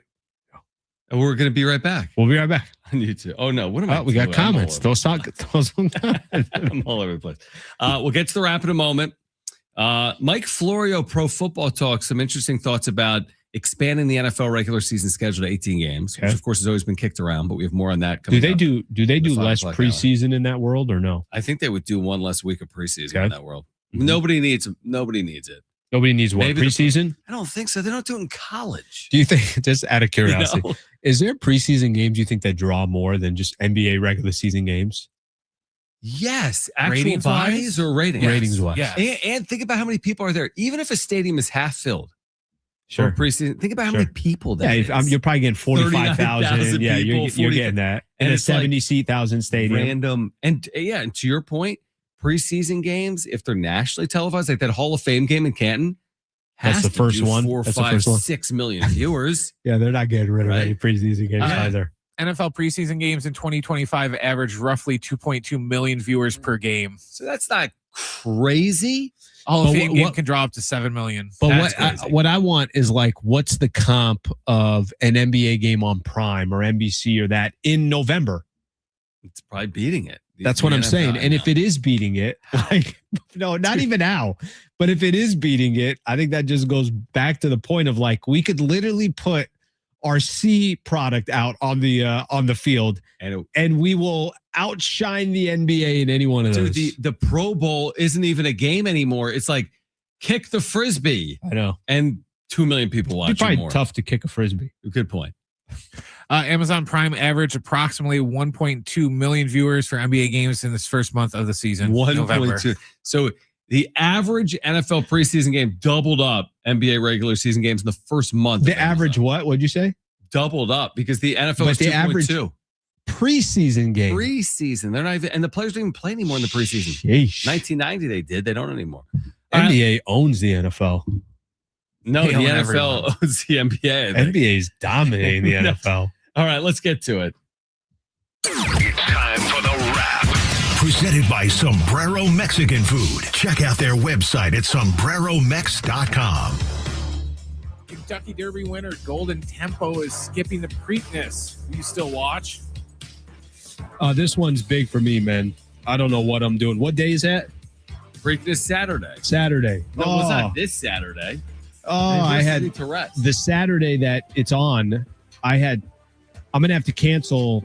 I had so many Preakness plans. It's not the next Saturday. It's right? the next May 16th? Saturday, right? May Yeah. 16th. Were you going to go to Laurel Park? In Man, Maryland? I had such a viewing party that was ready for that. I don't think that's going to affect my viewing of the Preakness. I have a serious pet peeve. They play a 3-game regular season. It's Kentucky Derby, Preakness, Belmont. Yeah. And it's not the horse's fault because the horse doesn't decide if he's racing or not. Now, if it's in the best interest of the horse's health, I understand it. I don't want the horse getting hurt. But for 150 years, the Kentucky Derby was run 152nd time this Okay. past week. Mhm. 150 years, these horses wouldn't load manage for the second race if they won the Kentucky Derby. Now they do. Like, come on. Like, let's go. Wait. So, you're yeah, a horse. I need understanding here. First off, I feel like you're going personally at the horse, but let me This is your job. help me understand this. Yeah. What's changed? Like, why isn't this the Super Bowl of 100%. So then what would be in the best interest of the trainer and the team not to have their horse in the Preakness? Well, Because it doesn't sound like it'd be advantageous unless that horse ain't healthy. Well, I think what people, I'm speaking out of turn. I know nothing about training horses. Well, you sound, I mean, And your there's a release today. chest is out right I'm now, mad- like well, you I'm know just everything. mad. Here's what I would do if I was if I was the commissioner of the horse racing league. Okay. Right, HRL, which I don't think exists. If it's too quick between the races, I'm mad about this. Get a little time. Give me another week between the Kentucky Derby and the Preakness. They're doing 2 weeks right now. Give me the third week. Like, let's make sure the best horse in the world is playing in the NBA Finals. Like, that's about, you know what I'm saying? But the way you're referencing it, it's like you want a mic in front of that horse and you want to know what's the deal. That's what you're asking. It's got to be health, right? Like, because there's no, they're genuinely. They want to make sure the horse is, it's but safe. not just them. Even if the owner of that horse that won the first race, Kentucky Derby. Yeah. And now has got a shot at the Preakness. Like, this is the Holy Grail. It's the Triple Crown. Yeah. That's the season. So then there must be a reason. That's all. Well, there was a statement. I didn't read it. Next question. Russell Wilson is picking between a backup QB job for the Jets or a TV job with CBS. What do you think he should do? And do you think he'll be a good commentator? All right. I think, this is a tough one. I'm going to tell you back up with the Jets. Here's why I'm going to tell you back up with the Jets. I don't think people like Russell Wilson enough to want him as a reporter, or not a reporter, but as an analyst. Like, I feel like anytime somebody talks about Russell Wilson, there's some fugazi there. Is this guy, is he genuine? Is he this? Is he that? So I guess, the backup to the Jets sounds like such an awful job. That's terrible. Sounds like an awful role. But what if he goes out and he becomes an analyst and nobody likes him? I don't feel like people like his personality because he doesn't have a personality. The third option? I'm saying you're better off trying to be a football player for one more year than you are to become an analyst, where I don't really think he's going to have that much success in. Let me ask you this. What does backup for the Jets pay? 18? Is it a year? Something like that? Sounds like a lot. Is it a veteran? What does it pay, Brent? What do you think? 12? Seriously. Probably about 12 that. to 15. 12. What does CBS pay? Probably more than that. More? Do you want Russell Wilson as an analyst? No, I don't think I want him. I don't really. I don't want him. By the way, listen, I want him training horses. I hope he does. Because neither of these sound great. I hope he does fine, but I just have it's like Aaron Rodgers. And I know they're completely different, but I just feel like the public's not crazy about Russell Wilson. That's fair. You could say that about 90% of the broadcasters. Everyone wasn't going, man, I really want Greg Olson as a commentator. But he's not hated. He wasn't anything, though. That's my point. I know, There's lots of people. but you could be somebody that's not known, or, and I think Greg Olson has turned into be a really good, analyst, broadcaster, whatever you want to call it. My point is that the Russell Wilson piece, I don't feel like people have anything positive to say about Russell Wilson. That's my point. Not on the West Coast. He's beloved in the Midwest. Okay. So West Coast, a lot of the West Coast. Yeah, backup Jets. Yeah, you're right. You might as well. Neither. Next question. Do you feel better or worse about the Lakers' chances against the Thunder after last night? Yeah. Here's why I'm going to tell you worse. I thought they played good. I didn't think they played bad yesterday. I really didn't. I think the Lakers played competitively. About 6.5 minutes left in the third quarter. It was a 4-point game. Yeah. Austin Reeves was terrible. Marcus Smart couldn't hit a shot. The 18-point differential was not indicative of, I thought, of the game. They should have lost by 10, right? Something like that. But the reason why I feel worse, I don't think you're going to see. I think that's the worst performance you're going to see from the Thunder the rest of this series. Yeah, that's where I go with that. Thunder didn't play for 8 days. Shea turns the ball over 7 times. Scores 18 points, his fewest points since a postseason game last year. I think you'll see a better version of the Thunder in game 2. They'll probably only get better. And they'll probably get more crisp. And they'll probably get more rhythm. I think the Lakers win a game or more in the series. And if they don't, all of a sudden we're talking about Oklahoma City as historically good, because you'd be 8-0 to start your postseason.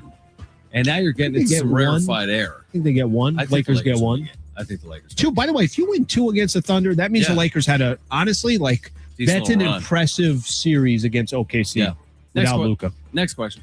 Do you want to see the NFL adopt an 18-game regular season schedule? 18-game regular season schedule. So +1. Yeah, I want to see it. And they are the only sport, and this is probably more of a longer conversation that we can have. They are the only sport where I think they can use another game, and I don't think it's hurting the product. I don't think it's diluting it. Maybe it dilutes it a little bit, but yeah, I'm okay with 18 games. Completely agree. I'm okay with it as well. I always thought the dream Super Bowl scenario for the league was the Sunday of President's Day weekend, because the Monday is a holiday, brother, and that is the genius. week after this year's Super Bowl. So if you did play one additional week, Push it one you'd week be out. into President's Day weekend. I think that's where it ends. Well, I don't think it would, because if they're taking a preseason game out, could they still make it work? Did you add another bye week? You know what? You should find a way to make it work. But you should find a way to make it work, because the one beef everybody has with the Super Bowl, Sunday night. I got to work on Monday. I got to work. Imagine being in the East, right? It's Sunday night. At least here it's like Sunday midday into early evening. I think 18 makes sense for the NFL. I don't think 174 makes sense for baseball. I think 162 is fine. But we can have a further conversation. Yeah, let's talk about that. But on the other side, let's get to the NBA postseason back underway with game 2s tonight. We'll look back at last night in OKC as well. What's the score we got here? Philly's up early on the Knicks. Plus, we'll give away tickets to see Pink coming up next. And Kevin Acee joins us at 5 p.m. on Schaefer and Sliwa, San Diego Sports 760, live on the iHeartRadio app.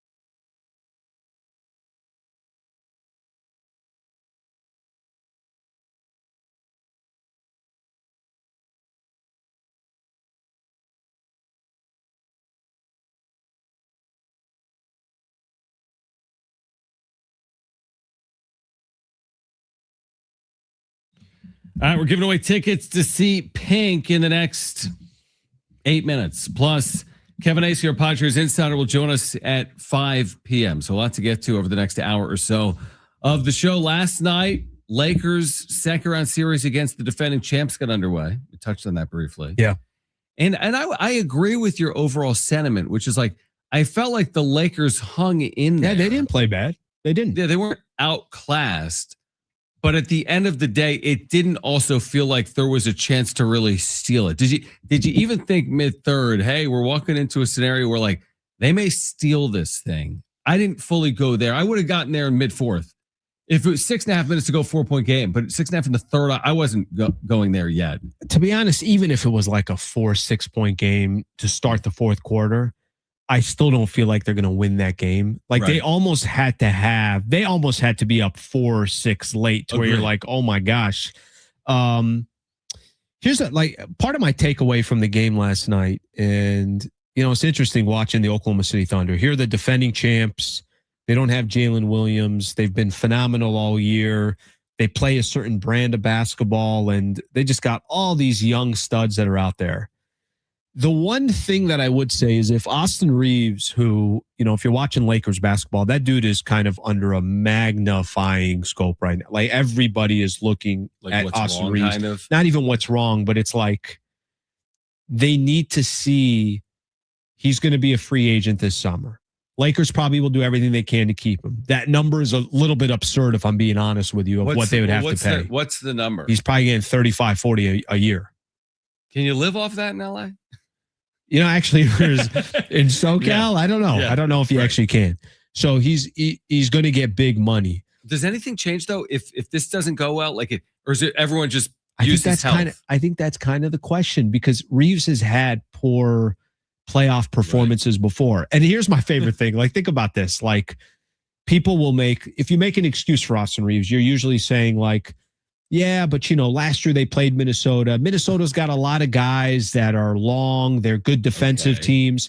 They played Houston, this past. Yeah, but Houston also has got a lot of OKC has got a lot. I'm like, you just named half of the Western Conference playoffs. Isn't that the point of the playoffs? So it's the equivalent of the Padres are playing good, but they lose against a good pitcher. We talk about it all the time. And then it's like, yeah, but you have to beat good pitchers in the postseason to be a worthy enough opponent to compete for a World Series.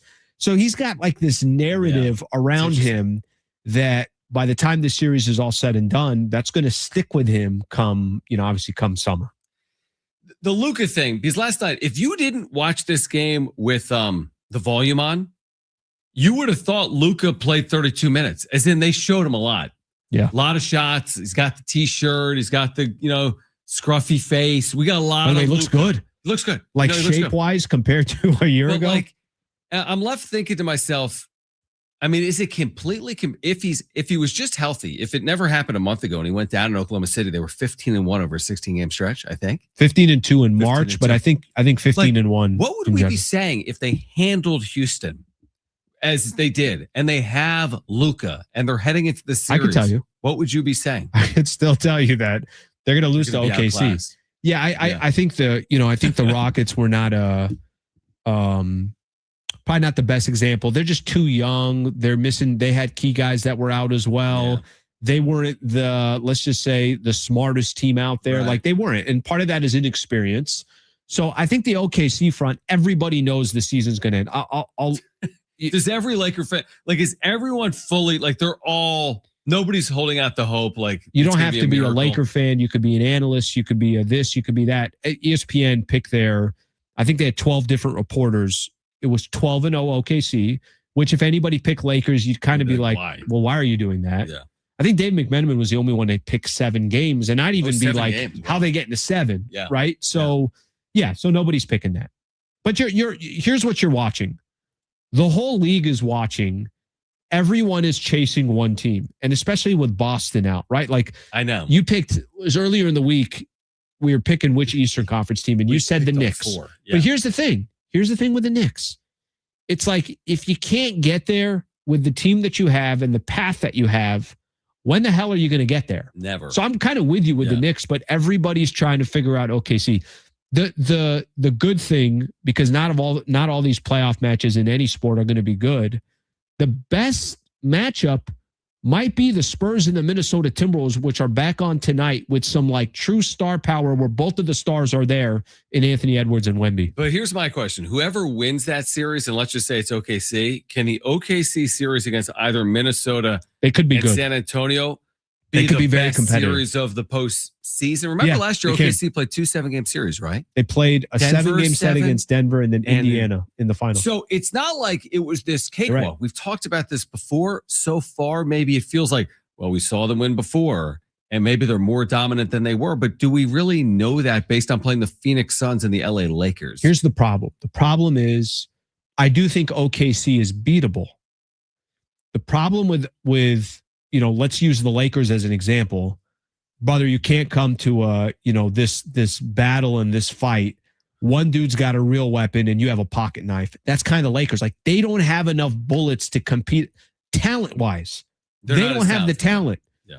Minnesota's been to the Western Conference Finals 2 years in a row, and they have a little bit of like, we've been there, we've done that. They've played with the same team for a number of years. I think they could put up a battle. San Antonio proved in the regular season they're a tough matchup for the Oklahoma City Thunder. So it's not like this guarantee and lock that the Thunder. I think the Thunder are beatable, but you need the right team, and the Lakers just don't have that team. I feel like I'm in such the minority. I'm watching on social last night. Everyone's like, look at this flop artist and Shai Gilgeous. They got to stop that. They got to stop I that. didn't even think. I watched the game. How many free throws did he take OKC. Because of my wife. She was wearing a Shai jersey last night, the orange one, right? With Gilgeous Alexander under the number. Okay. Well, okay. Your wife's hilarious.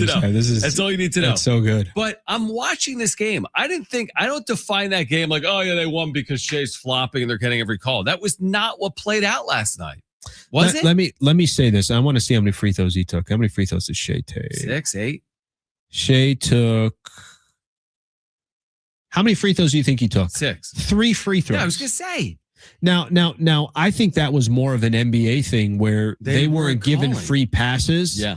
And even, wait, did I read that right? Is that free throws? Read it right. Did I read free throws or threes? No, it's 2 for 3 from the free throw line.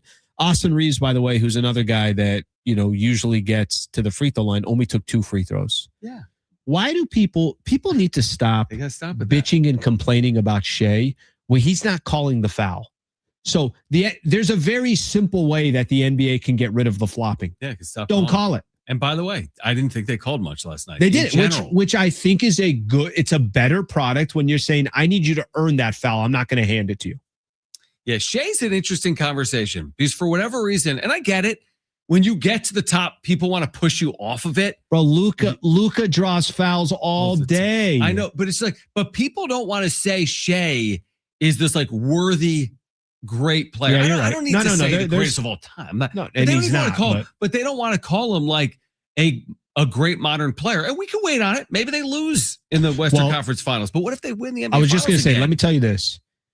If this man gets another chip and is another Finals MVP back to back, brother, that's history. Has anyone done that? I mean, yes, I'm sure there are players, Michael Jordan, things like that. It's been done. But what I'm saying is, you're on a short list, very short, of back-to-back champions and regular 2-time season. Finals MVP. And that's right, regular season as well. Oh, actually, no, I'm sorry. I think Jalen Williams was the Finals MVP. Was Jalen Williams the Finals MVP last year? I'd have to look back and I'd have to look back. Kevin Acee on What the other he's doing side. is impressive. I need to know the answer to that. I thought it was Shai. Kevin Acee on the other side. We'll get back to the Padres. They win a series in San Francisco, but call right now if you want those pink tickets. We promised them to you. Caller 7, you are going. Caller 7, you have 2 free tickets to see Pink May 15th at Petco. 877-767-4760. Great giveaway. Caller 7, you are going. Who was the finals? It was Shai. Brown it was Shai. It was Oh, Shai. it was Shai. You know what I was thinking about? I was thinking about Jalen Brown the year before. That's right. Getting it over Tatum. Yep. Kevin Acee next on San Diego Sports 760.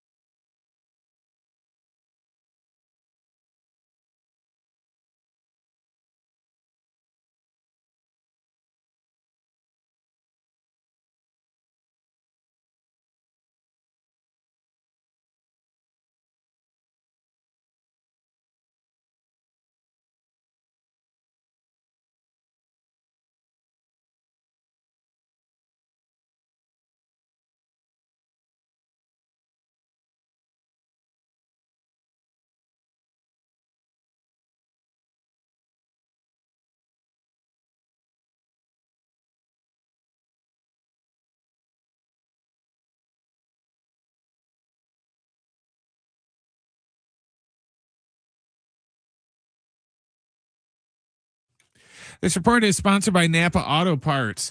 The Padres won Game 3 of their series with the Giants today up in San Francisco, 5-1. Matt Waldron picked up his first W of the year. Right now in New York, with about just under 9 minutes to go in the first half, the 76ers are up on the Knicks 43-40. Coming up at 6:30, we'll have Game 2 of Timberwolves Spurs.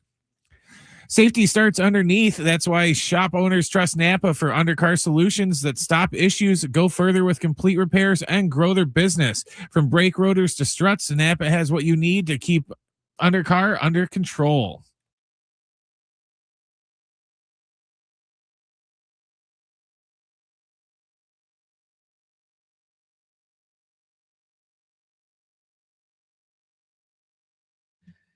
All right, let's head out to San Francisco. Great to reconnect with our Padres insider, Kevin Acee. Padres find a way to win a series in San Francisco. They break up the bats yesterday. They win behind Matt Waldron and company here today. Kevin, we appreciate you taking time for us in Schaefer and Sliwa.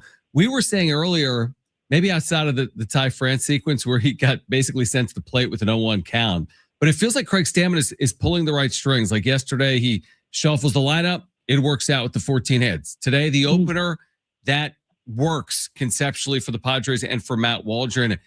We just wanted to credit. I don't know where you land on that. You're following Craig Stamon. You're listening to him each and every day. It just feels like he's doing a very good job considering everything that's played out so far this year.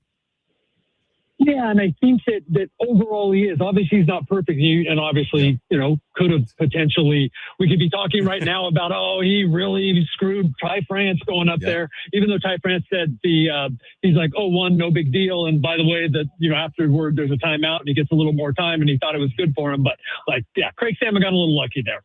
But the idea that he's been playing Ty France regularly, he has been playing everybody as much as he can, given that, basically everybody on their team besides Bryce Johnson was at one point like a starter and would like to be a starter. And, that's when players flourish. And we talked a lot about Craig Stamon mixing and matching lineups all the time.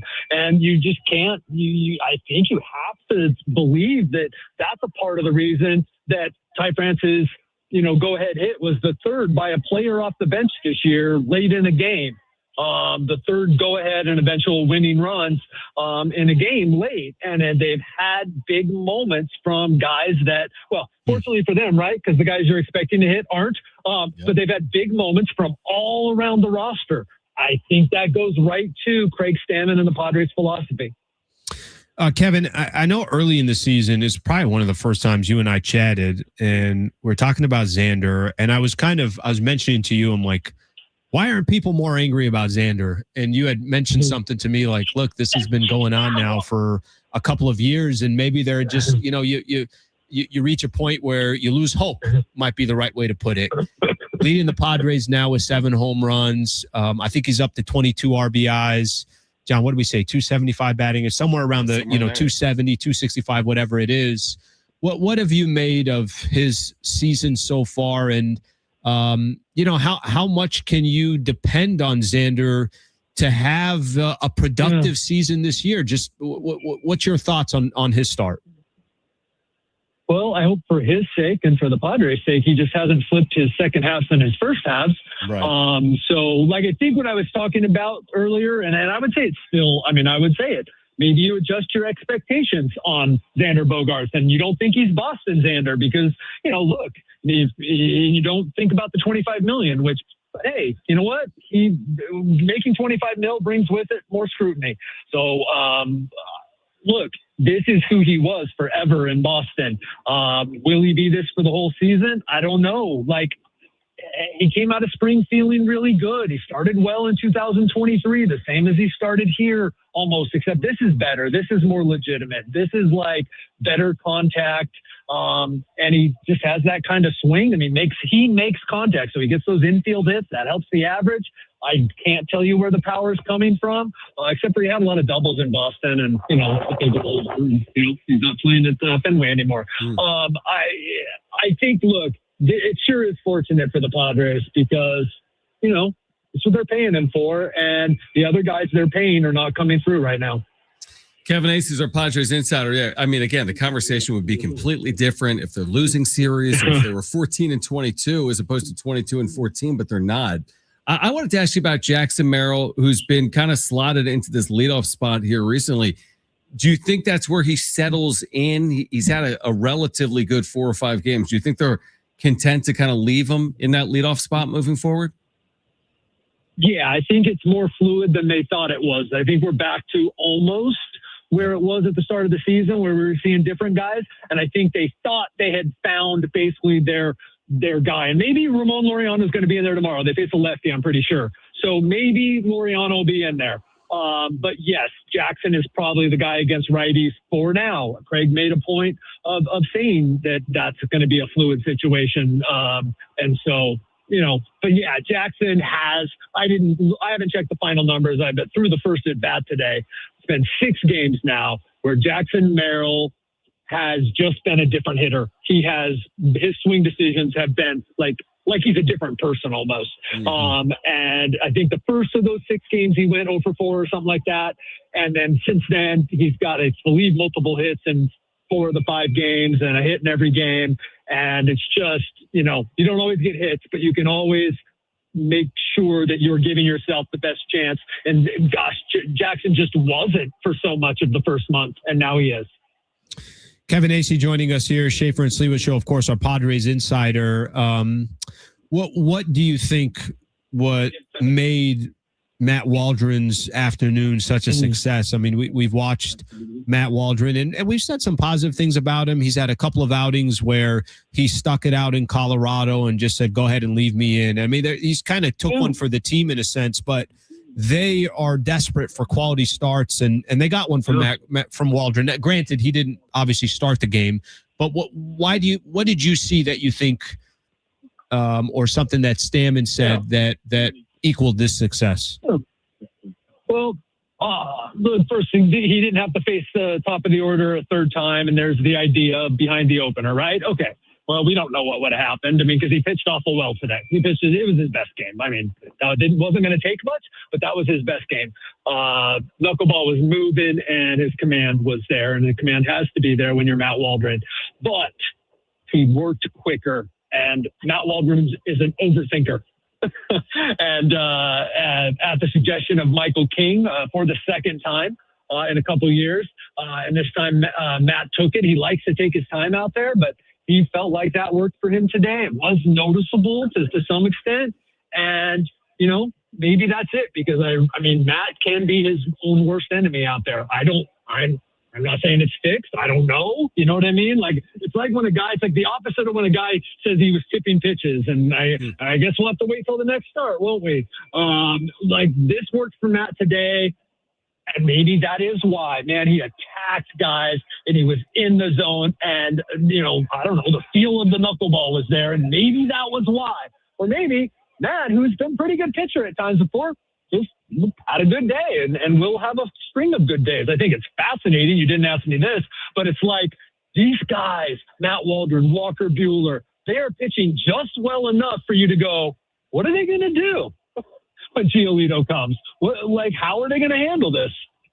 Yeah, it's going to be interesting. And speaking of how are they going to handle it, I'm wondering, not like Sun Moon Song has shown us so much. I mean, it's been 2 games, but obviously it was a bit of a spark plug yesterday in the win.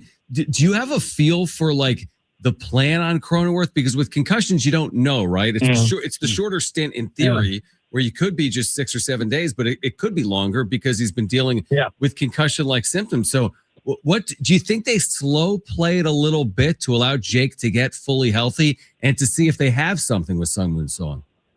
Sure. Yeah, I would not be surprised at all. I don't have a sense because we're a couple days in and it's completely unpredictable with the concussions. But yes, that makes all the sense in the world for both of those reasons. And also, look, so Jake, let's say that he's feeling good, which right now, looking at him, there's no indication that he does. And I want to say this, that I didn't know, obviously. I'm not a brain surgeon or a neurologist, but I do talk to Jake a lot. I talk to these guys, and I just, whether I'm interviewing them or not, there's conversations. And I did walk away the last couple of weeks going, that was weird. Like, just a little different, right? And then yesterday he said, he's like, so Jake's been a little out of it. And then, you can tell that he is. So, gosh, right now there's no sign, but that's the crazy thing about brain injuries. They're just unpredictable. And so let's say that he's ready in 7 days, though. Yeah. But, like, the concussion was 3 weeks ago, and he's kind of been out of it. Like,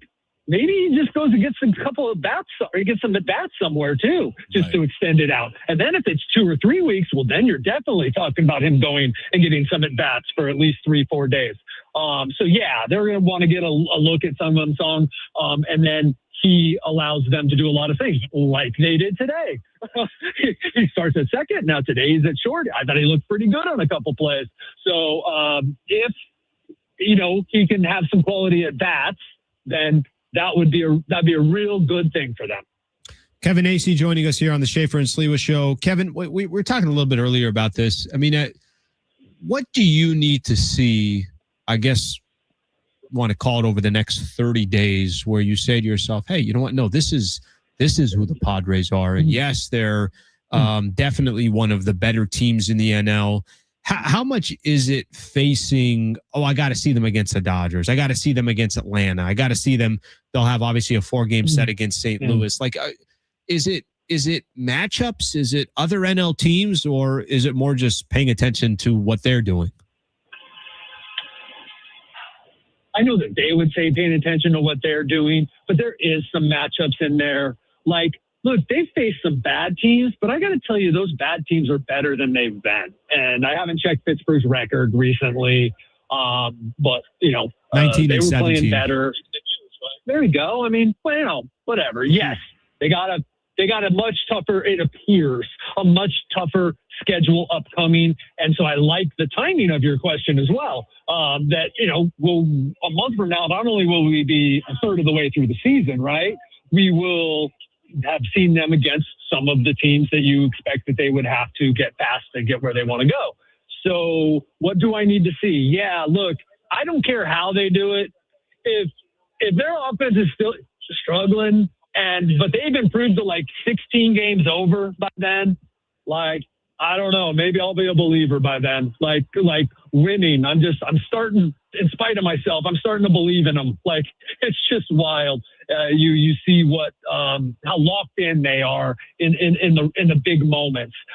Still concerned about that pitching. So how about, I want to see Giolito. I want to see Canning. I want to see Michael King, Randy Vasquez. I don't know if that's a playoff rotation, but, and the reason that I say the winning too is I'm absolutely convinced that if they get to a point where they're 16 games up, and I realize there's 2/3 of the season to go, and we aren't that far removed from an historic collapse in 2021, but I do not believe that the new owners and AJ Preller would allow that to happen. I believe they'll make sure with a couple months to go before the trade deadline that they're in good position. Those are the things that I have come to believe just in talking with people around that situation, that they're going to do what they can this year because they believe that this team can do it. Kevin, final one for me. Was it 2024? Remember when Manny, and I think he told it to you, and I forget the exact terminology, but when he started slow and he was coming off the elbow and he's like, he like cursed out his own elbow. He's like, I'm going to turn this around even if I have to have another elbow surgery. I forget what he said, but you remember what I'm talking about, right? Yeah. Yeah. Well, that Philadelphia. In Philadelphia. Then he had that final game in Philly that they won. It kind of ignited them. I'm looking back at that 2024. In that moment, before that Phillies game, he was hitting 245, 6 home runs, 33 RBIs. That was 69 games into the year. So the power clearly wasn't there. But I guess my question for you now in 2026, he's had a little bit of power. And we always say Manny will get there. He'll get his numbers. How do we explain Manny hitting whatever he's hitting? Is it 206 or 207? Like, what is going on here? It's kind of an extended stretch of poor offense from Machado. He's missing pitches, and that's what it usually is. But it's lasting longer. I don't know. I was thinking about that the other day. Where do I compare this? Right? Because 34 years old.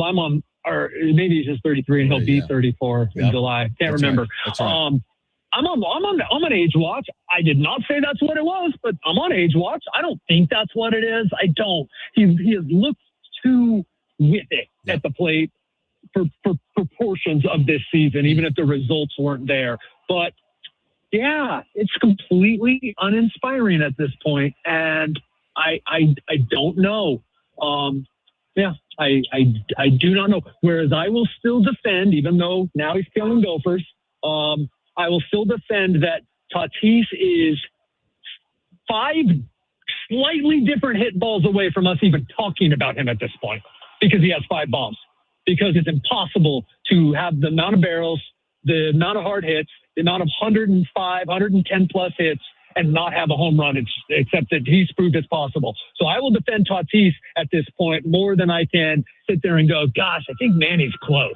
I can't do that. Now, fortunately, for everybody who's a Padres fan that's listening, I am not a hitting coach. Yeah. So maybe tomorrow he goes 4 for 4. Yeah, no, it's just interesting. Again, they're 22 and 14. It's a different conversation if they're 14 and 22. Kevin, appreciate it. Safe travels. I'll catch up with you tonight on YouTube, and thanks for doing it.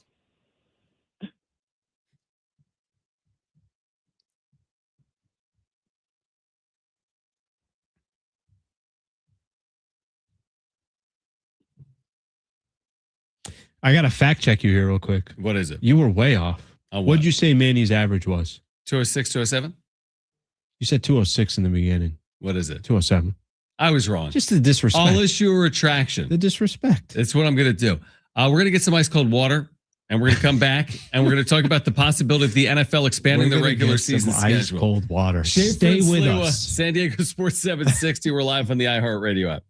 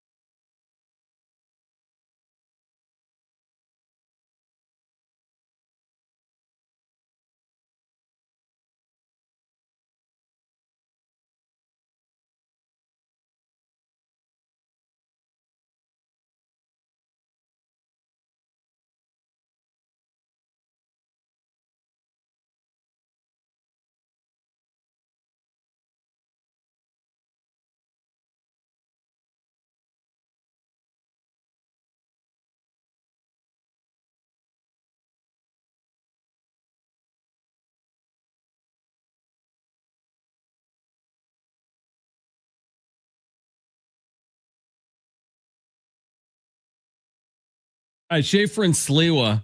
So I told Alan I was considering getting a Celsius because I'm addicted to Celsius. He's like, no. That was Alan opening it. He's just lowered at. Oh, you didn't even have your mic on. Wait, but now it's all dependent on you here. He brought me, though, a sparkling water that he's had in the fridge for the last couple of weeks since he started here. So no Celsius, and there it is. Good work, bro. Sparkling water lime. What am I doing? But Mike wasn't out. Here's the thing, though. Hour. Alan said weeks ago, or I said, hey, be careful putting stuff in the fridge because it's like a public fridge. Yeah. I mean, not like be careful, like, going outside at night, like you're going to get mugged or something. Yeah, you didn't say like, hey, be careful going to the kitchen. Yeah, I mean, it's a kitchen and an office. Yeah. But you're now like replaying how many drinks there should be in there, and we're off by one. Right? We're off by one. So someone you think has taken a sparkling water from the fridge? Yeah, and I honestly, like, we have I'm a new employee here, right? So it's my first time as an iHeart employee. And I had to fill out all those. I still have to do some of that. So we have all the like harassment training, all that stuff. I don't see any training in there about kitchen and refrigerator ethics. Right? Right. So what I would say now, which I think this corporation is based in San Antonio, Texas. I'd like a call from someone in San Antonio to kind of tell me like, hey, what happened? Like, you started with 8.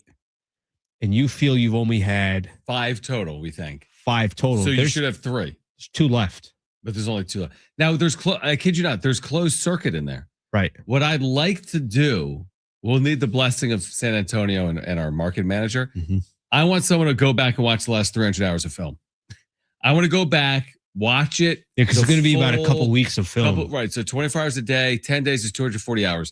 So let's say it's 400 hours. I want someone... Their responsibility should just be watch it in real time back. Do we have a camera in the kitchen or is it in the hallway? No, it's in the kitchen. It's right on that fridge. All they care about. Microwave. So if someone takes sparkling water, they go right to the slammer. The reason we have that camera in the break room, Alan, is because someone kept eating someone's salad like every single day. This is not a real story. No, this is a real story. That's why it's in there. Someone was stealing someone's salad Brent. like every day. Yeah, it wasn't my salad. I don't know whose salad it was, but somebody's salad was getting eaten almost every day. And then the camera got put in. And that's why we got the camera. How's there not like that's amazing, isn't that?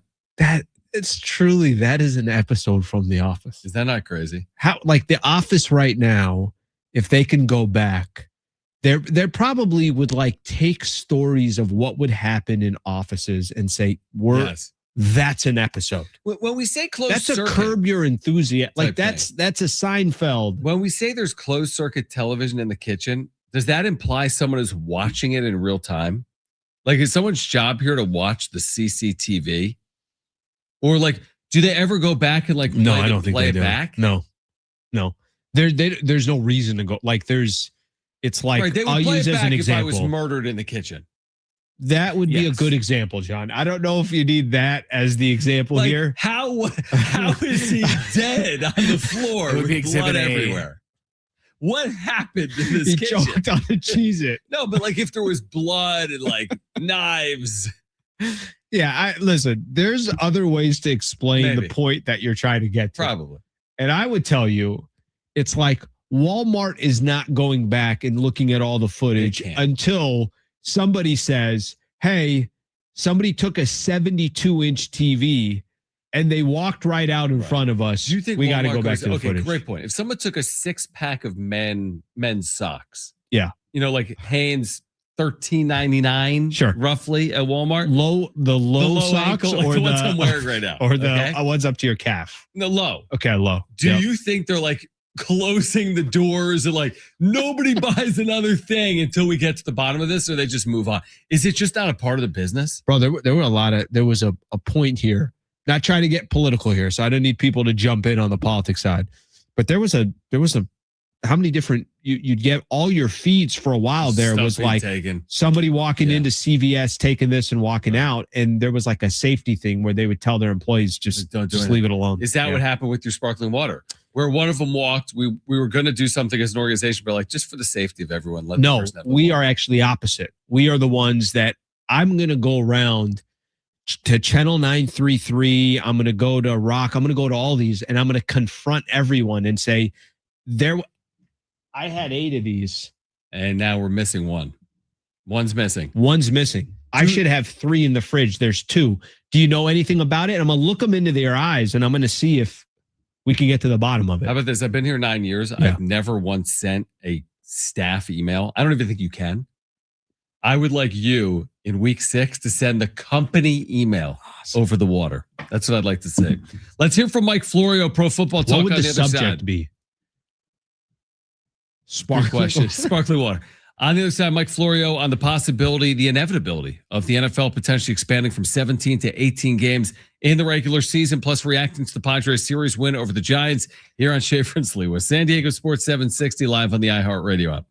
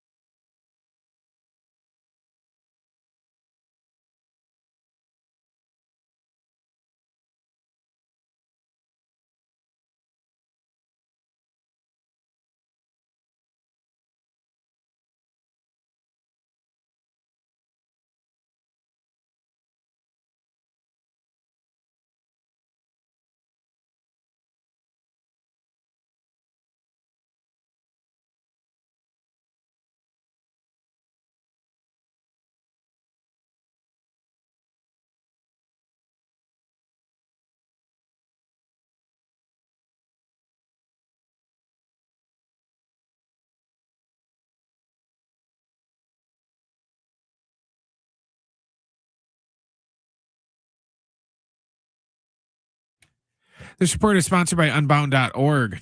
The Padres and Giants had game 3 of their series this afternoon in San Francisco. The Padres won 5-1. Matt Waldron picked up his first win of the year.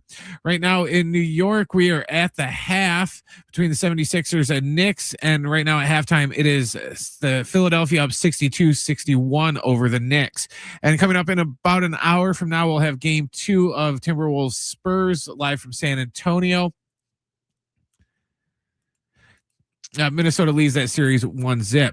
Right now, there are young people across the world facing a tough choice: continue their dream of education or drop out to help their family put food on the table. You can help change their future in a single moment. See how far your support can go at unbound.org.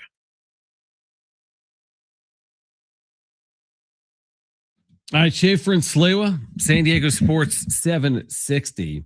We briefly touched on this earlier, this idea that the NFL, is it an inevitability? They go from 17 to 18 regular season games.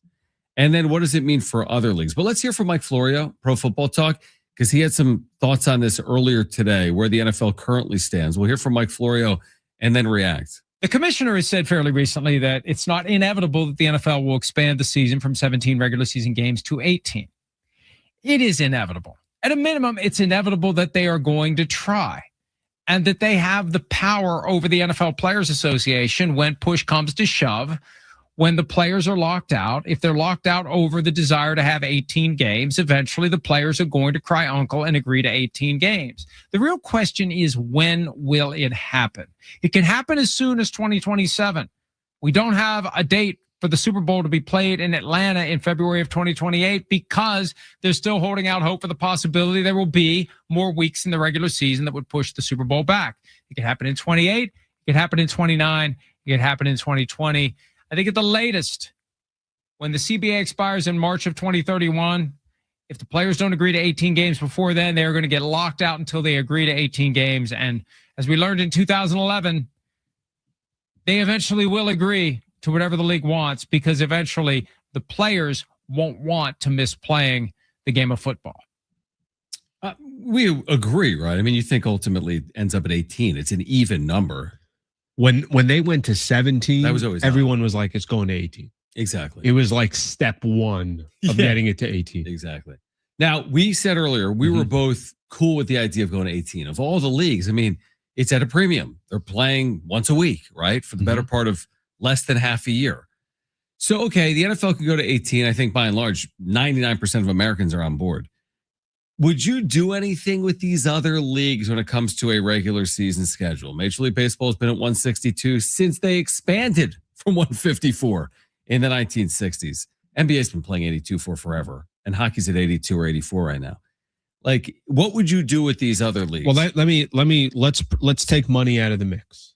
Okay. Money ain't an issue. It's just, we're doing this purely for what we think is good for our product. That's it. That's all it was based off of. Yeah.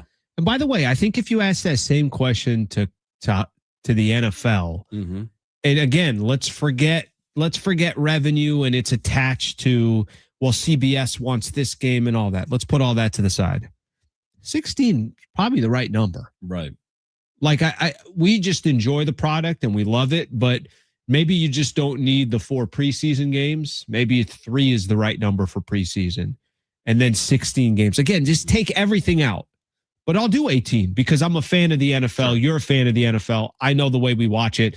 My relationship with the NFL is wildly different since the Chargers left, but I'm still watching a Sunday night game between the Bills and the Chiefs. Like I'm going to watch it. And of course, America is watching all of these games as well. NBA, if you told me what's the right number for NBA. Let's do a 3, 2, 1 and then say a number. Okay. So yeah, I got you. Okay. 3, 2, 1, 72. I said 78. You said 72. 72. It's too many.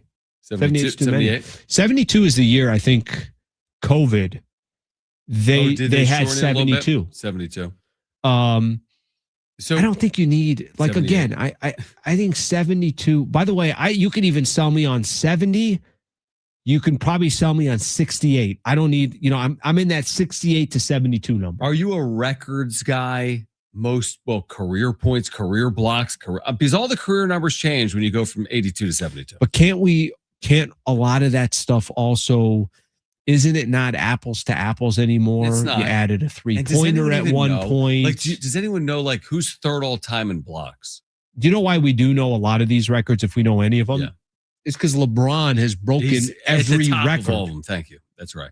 It's not the same. Baseball, the issue in baseball, let's do a 3-2-1 on baseball. Okay, I'm not ready on baseball yet, but whenever. But the reason I said 78, by the way, is I'm all for if you have the in-season tournament and keep it away from the regular season.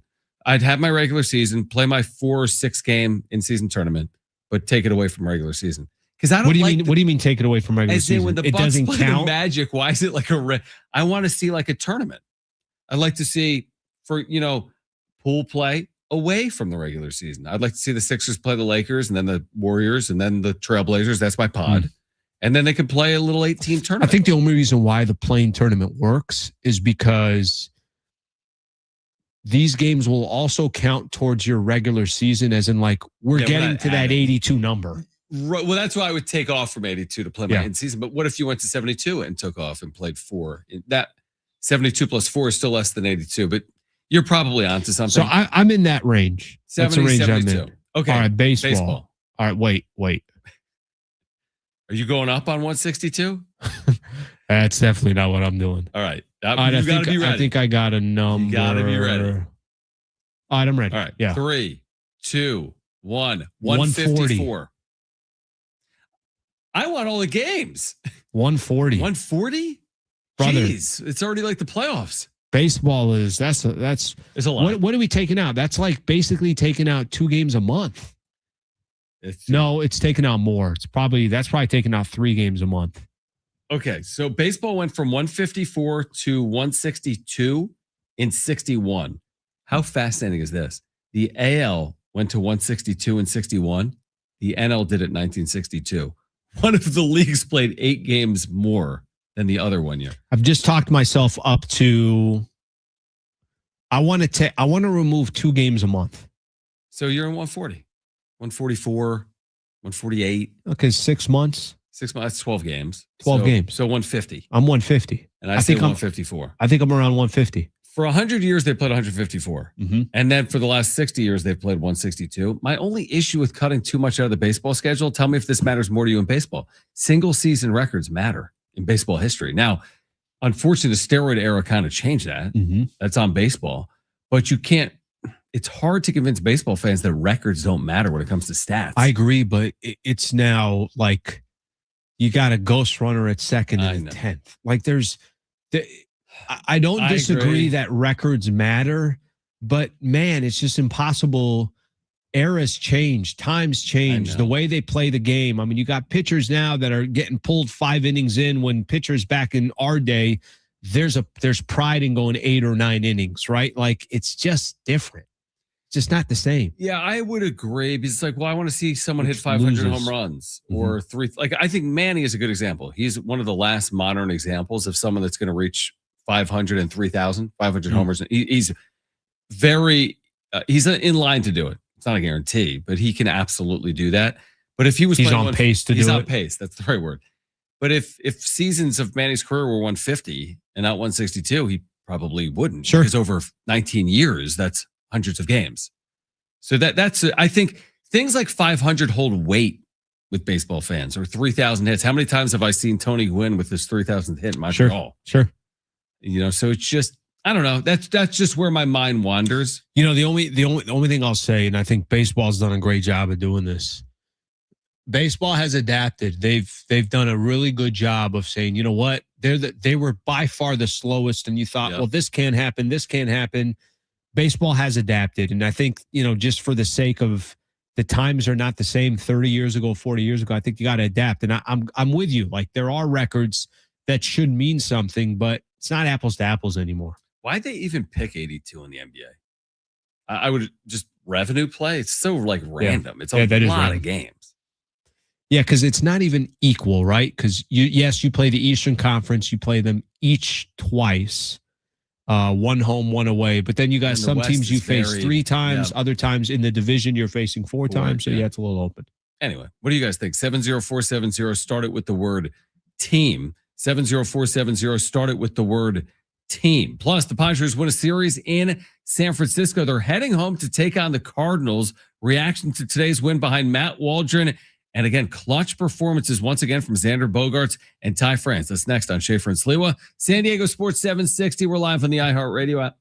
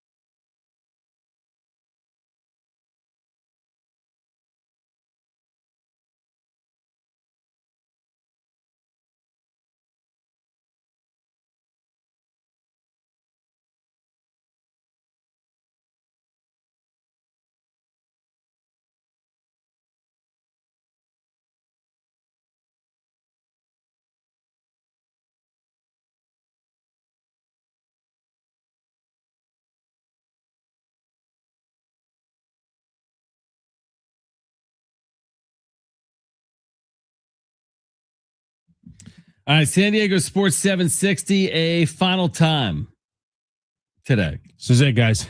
On Schaefer and Sliwa. We are back tomorrow, presumably at 3 p.m. Yes. So back with you tomorrow, 3 to 6 here on 760. And the Cardinals will be in town. So St. Louis, San Diego kicking off a series here. Mason Miller bobblehead tomorrow night, Alan. Ooh, that's You're looking for a game to hit up. It's going to be big time. Dude, the crowd tomorrow will be That's going to massive. be big time. Overall, good series. I mean, yesterday we're like sky is falling. It's amazing the difference a day can make in baseball, specifically when you play twice, basically in 24 hours. Last night they hit. We didn't even talk about it. 14 hits. They changed their lineup. 10 runs. We said like, hey, 10 runs would be nice. They scored 10 runs. And then today they did it with pitching and with hitting in a 5-1 win. Yeah, I love I think to me, the highlight that I'll take from tonight is, or from today. Yeah. I want to give Matt Waldron some love. They're so desperate for good starting pitching right now. And we know the predicament, the situation that they're in. And, hopefully one day we get to a point in this season where we're saying, man, what are the top five? Like they got healthy, they got their guys back, but they're not in that position right now. That's a necessity that they got Waldron that can give them some innings. It's a necessity that Buehler can give them some innings. I know Marquez not there right now, but it's so important. So just for Waldron to have a start, again, not a start. I know it comes in the second inning, but to have a moment where he could feel good about himself, they need that. They're desperate for their starters right now, and they were able to get, what they needed. And then also let's not forget, and I know we had the conversation a little bit earlier about it, Xander, another 2-run homer, Ty France involved in another, big situation with 2 outs. So they had some good things go their way, and you should be, if you're a good team in the NL, you need to take 2 from the Giants, and they did. Which is what they did. I will say this, and we didn't ask Kevin about it. Lucas Giolito is close to pitching in the major leagues. Barring some type of setback, I believe the reports are he is 1 start away. He will make 1 more rehab start. You start doing the math on that, you're just over a week out. He just pitched 2 days ago. If he pitches again in 3 days, Sure. I mean, now you're 8-ish days. Kevin went down that interesting path, which is like, these guys have pitched just well enough that you actually do have some interesting decisions to make, whether it's Matt Waldron or Walker Buehler. Like German Marquez has already been like, he's the odd man out initially, right? And who's the next one out? These are good problems, though. Baseball specifically is like, oh, our lineup is too good. It's good. It's all good. You got too many hitters, all good. You got too many starting pitchers. It has an amazing way of working itself out. Get Giolito. Mm-hmm. And again, now the equation's changing a little more as well. You think they'll go to a 6-man rotation at some point? I know it's been, I bet we've read a couple things about it. I mean, I don't, with the way Major League Baseball is now, which is more built-in off days over 162, they're in a stretch of 19 games in 20 days. If you're going to do it, it's like kind of a now situation. Sure. But when you have 6 games and then an off day, 6 games, then an off day. Do you really want Michael King pitching? Only every 7th day has always been my idea. But no, it's a possibility. But I don't think the rotation is so good right now that they would do it. I think they would just say, let's just take the odd man out, the weakest link, and provide a better. And whether they did that, however they got there, I mean, obviously Marquez isn't there. Yep. We'll see how long, how long he's out for. But yeah, I go back to this, and there's Stamon seems to be pulling all the right strings right now up to this point. And look, they gone through a stretch where they lost 5 of 6. They scored, I think, listen, it is kind of crazy within the course of a very, very short period of time, less than 24 hours. You and I were sitting here. They had scored 14 runs in 6 games. They were struggling. Yep. What are they going to do with their lineup? And then all of a sudden, the conversation about Tatis, they moved Tatis down the order. And we mentioned they had him in the cleanup spot at 5. And I don't think he had been number 5 spot in the batting order. I think you said since his rookie year. Yep, his rookie year. They're trying different things. A lot of things are kind of working for Craig Stamon right now. And the Padres find themselves 8 games over 5. Here's the other thing I would say about Giolito, because they added Griffin Canning. You can completely make over a rotation with one change. A lineup, with the 9 parts, you could change it all with one player too. Like you get the right player at the right time. Like, wow, I'm just making it up. Like Sun Moon Song had such a great 3 weeks. Remember that stretch? Their offense went from bad to good because of one insertion, so to speak. I'm not saying that with Sun Moon Song, but same thing with the rotation. You add one right for one wrong. Like you take out that weakest link and you get productivity, and all of a sudden it looks so much different. Well, I mean, think about the think about who came out of the lineup. Pivetta came out of the rotation, exactly. right? So you had a right, you had a good, you had your ace, you had somebody that I think between Pivetta and King, you can make a case up to you, whichever day you like. Hey, I like Pivetta better. Hey, I like King better. But you had two established starters that can be aces on many squads out there, right? So with that being said, you took out one of your aces and you had somebody in the rotation. You're like, I got no idea what these other guys are going to give. So this is your point about Giolito. Could Giolito come in, even if he's not an ace, which I don't think he's not going to be. Yeah. But can he be the third best player in your rotation with King and Vasquez there? Can Giolito be like, hey, you can depend on me more? Yeah, or is that Griffin Canning? And again, these are pitchers that weren't in their rotation earlier this month. And then I like the idea of hopefully getting Pivetta back. Like then you get Pivetta at some point, you're like, wow, we've already added to our rotation. It feels like we're adding a whole new piece, even though you expected to have him all year long. Or do you get Joe Musgrove? And again, Kevin told us Monday, I think, and he wrote about this actually yesterday or today. They're not close. But he does expect the general belief of the organization as well is they'll be pitch back this year. Yeah. They will pitch, but it's May. And the season ends in just under 5 months, the regular season, as in there's time. The Dodger theory, like, hey, 2 months from now, they're still going to be valuable. You get someone back in the middle of July or for a pennant race in the middle of August. Like, I'll take it if they're healthy. Yeah, any squad, like I think any team out there, again, this is not the difference. There might be an organization out there, they do it because it's a luxury. For the Padres, they don't have, every pitcher they have is a necessity. Like they need these guys to be available and be there. But could it work out in their benefit that 2 months from now, that let's just say Pivetta's available, he's good to go and he's healthy. Mm-hmm. All right, now Pivetta's there for the right stretch, right? He's there for this final stretch of the season, and he could help you get to the finish line. And the most important thing that matters is the Padres have a rotation that's healthy going into the postseason, which is something that they've struggled with. I thought the Sixers were punting on tonight. Joel Embiid sits. What do we got? They lead by 2 with 6 minutes to play in the third in New York. So trying to, steal a game, get to Philadelphia, take home court. Intriguing game. I still think the Knicks win this game. I agree with you, but the fact that it's close, I would have thought that this is a 10-point Knicks lead at this point. And then, dare we say, must win tonight for San Antonio at home. Must win. Yeah. No, but there's a little bit there. Yeah. You go down 0-2 and you go back to Minnesota. Yeah, I'm with you on that. San Antonio's got to get a W tonight. I'm with you on that. They were a 9.5-point favorite in game 1. They're a 10.5-point favorite tonight in game 2. By the way, Vegas? I know. Vegas been off. It's been all over the place. But I guess Vegas saying tonight, they Except really for Lakers Thunder. Yeah, because they hit it on the number. But Rockets and the Lakers in that series, I felt like that series was all over the place. It was. And the series odds heading into that were like Rockets minus 800 or something ridiculous. All right, back tomorrow, 3 p.m.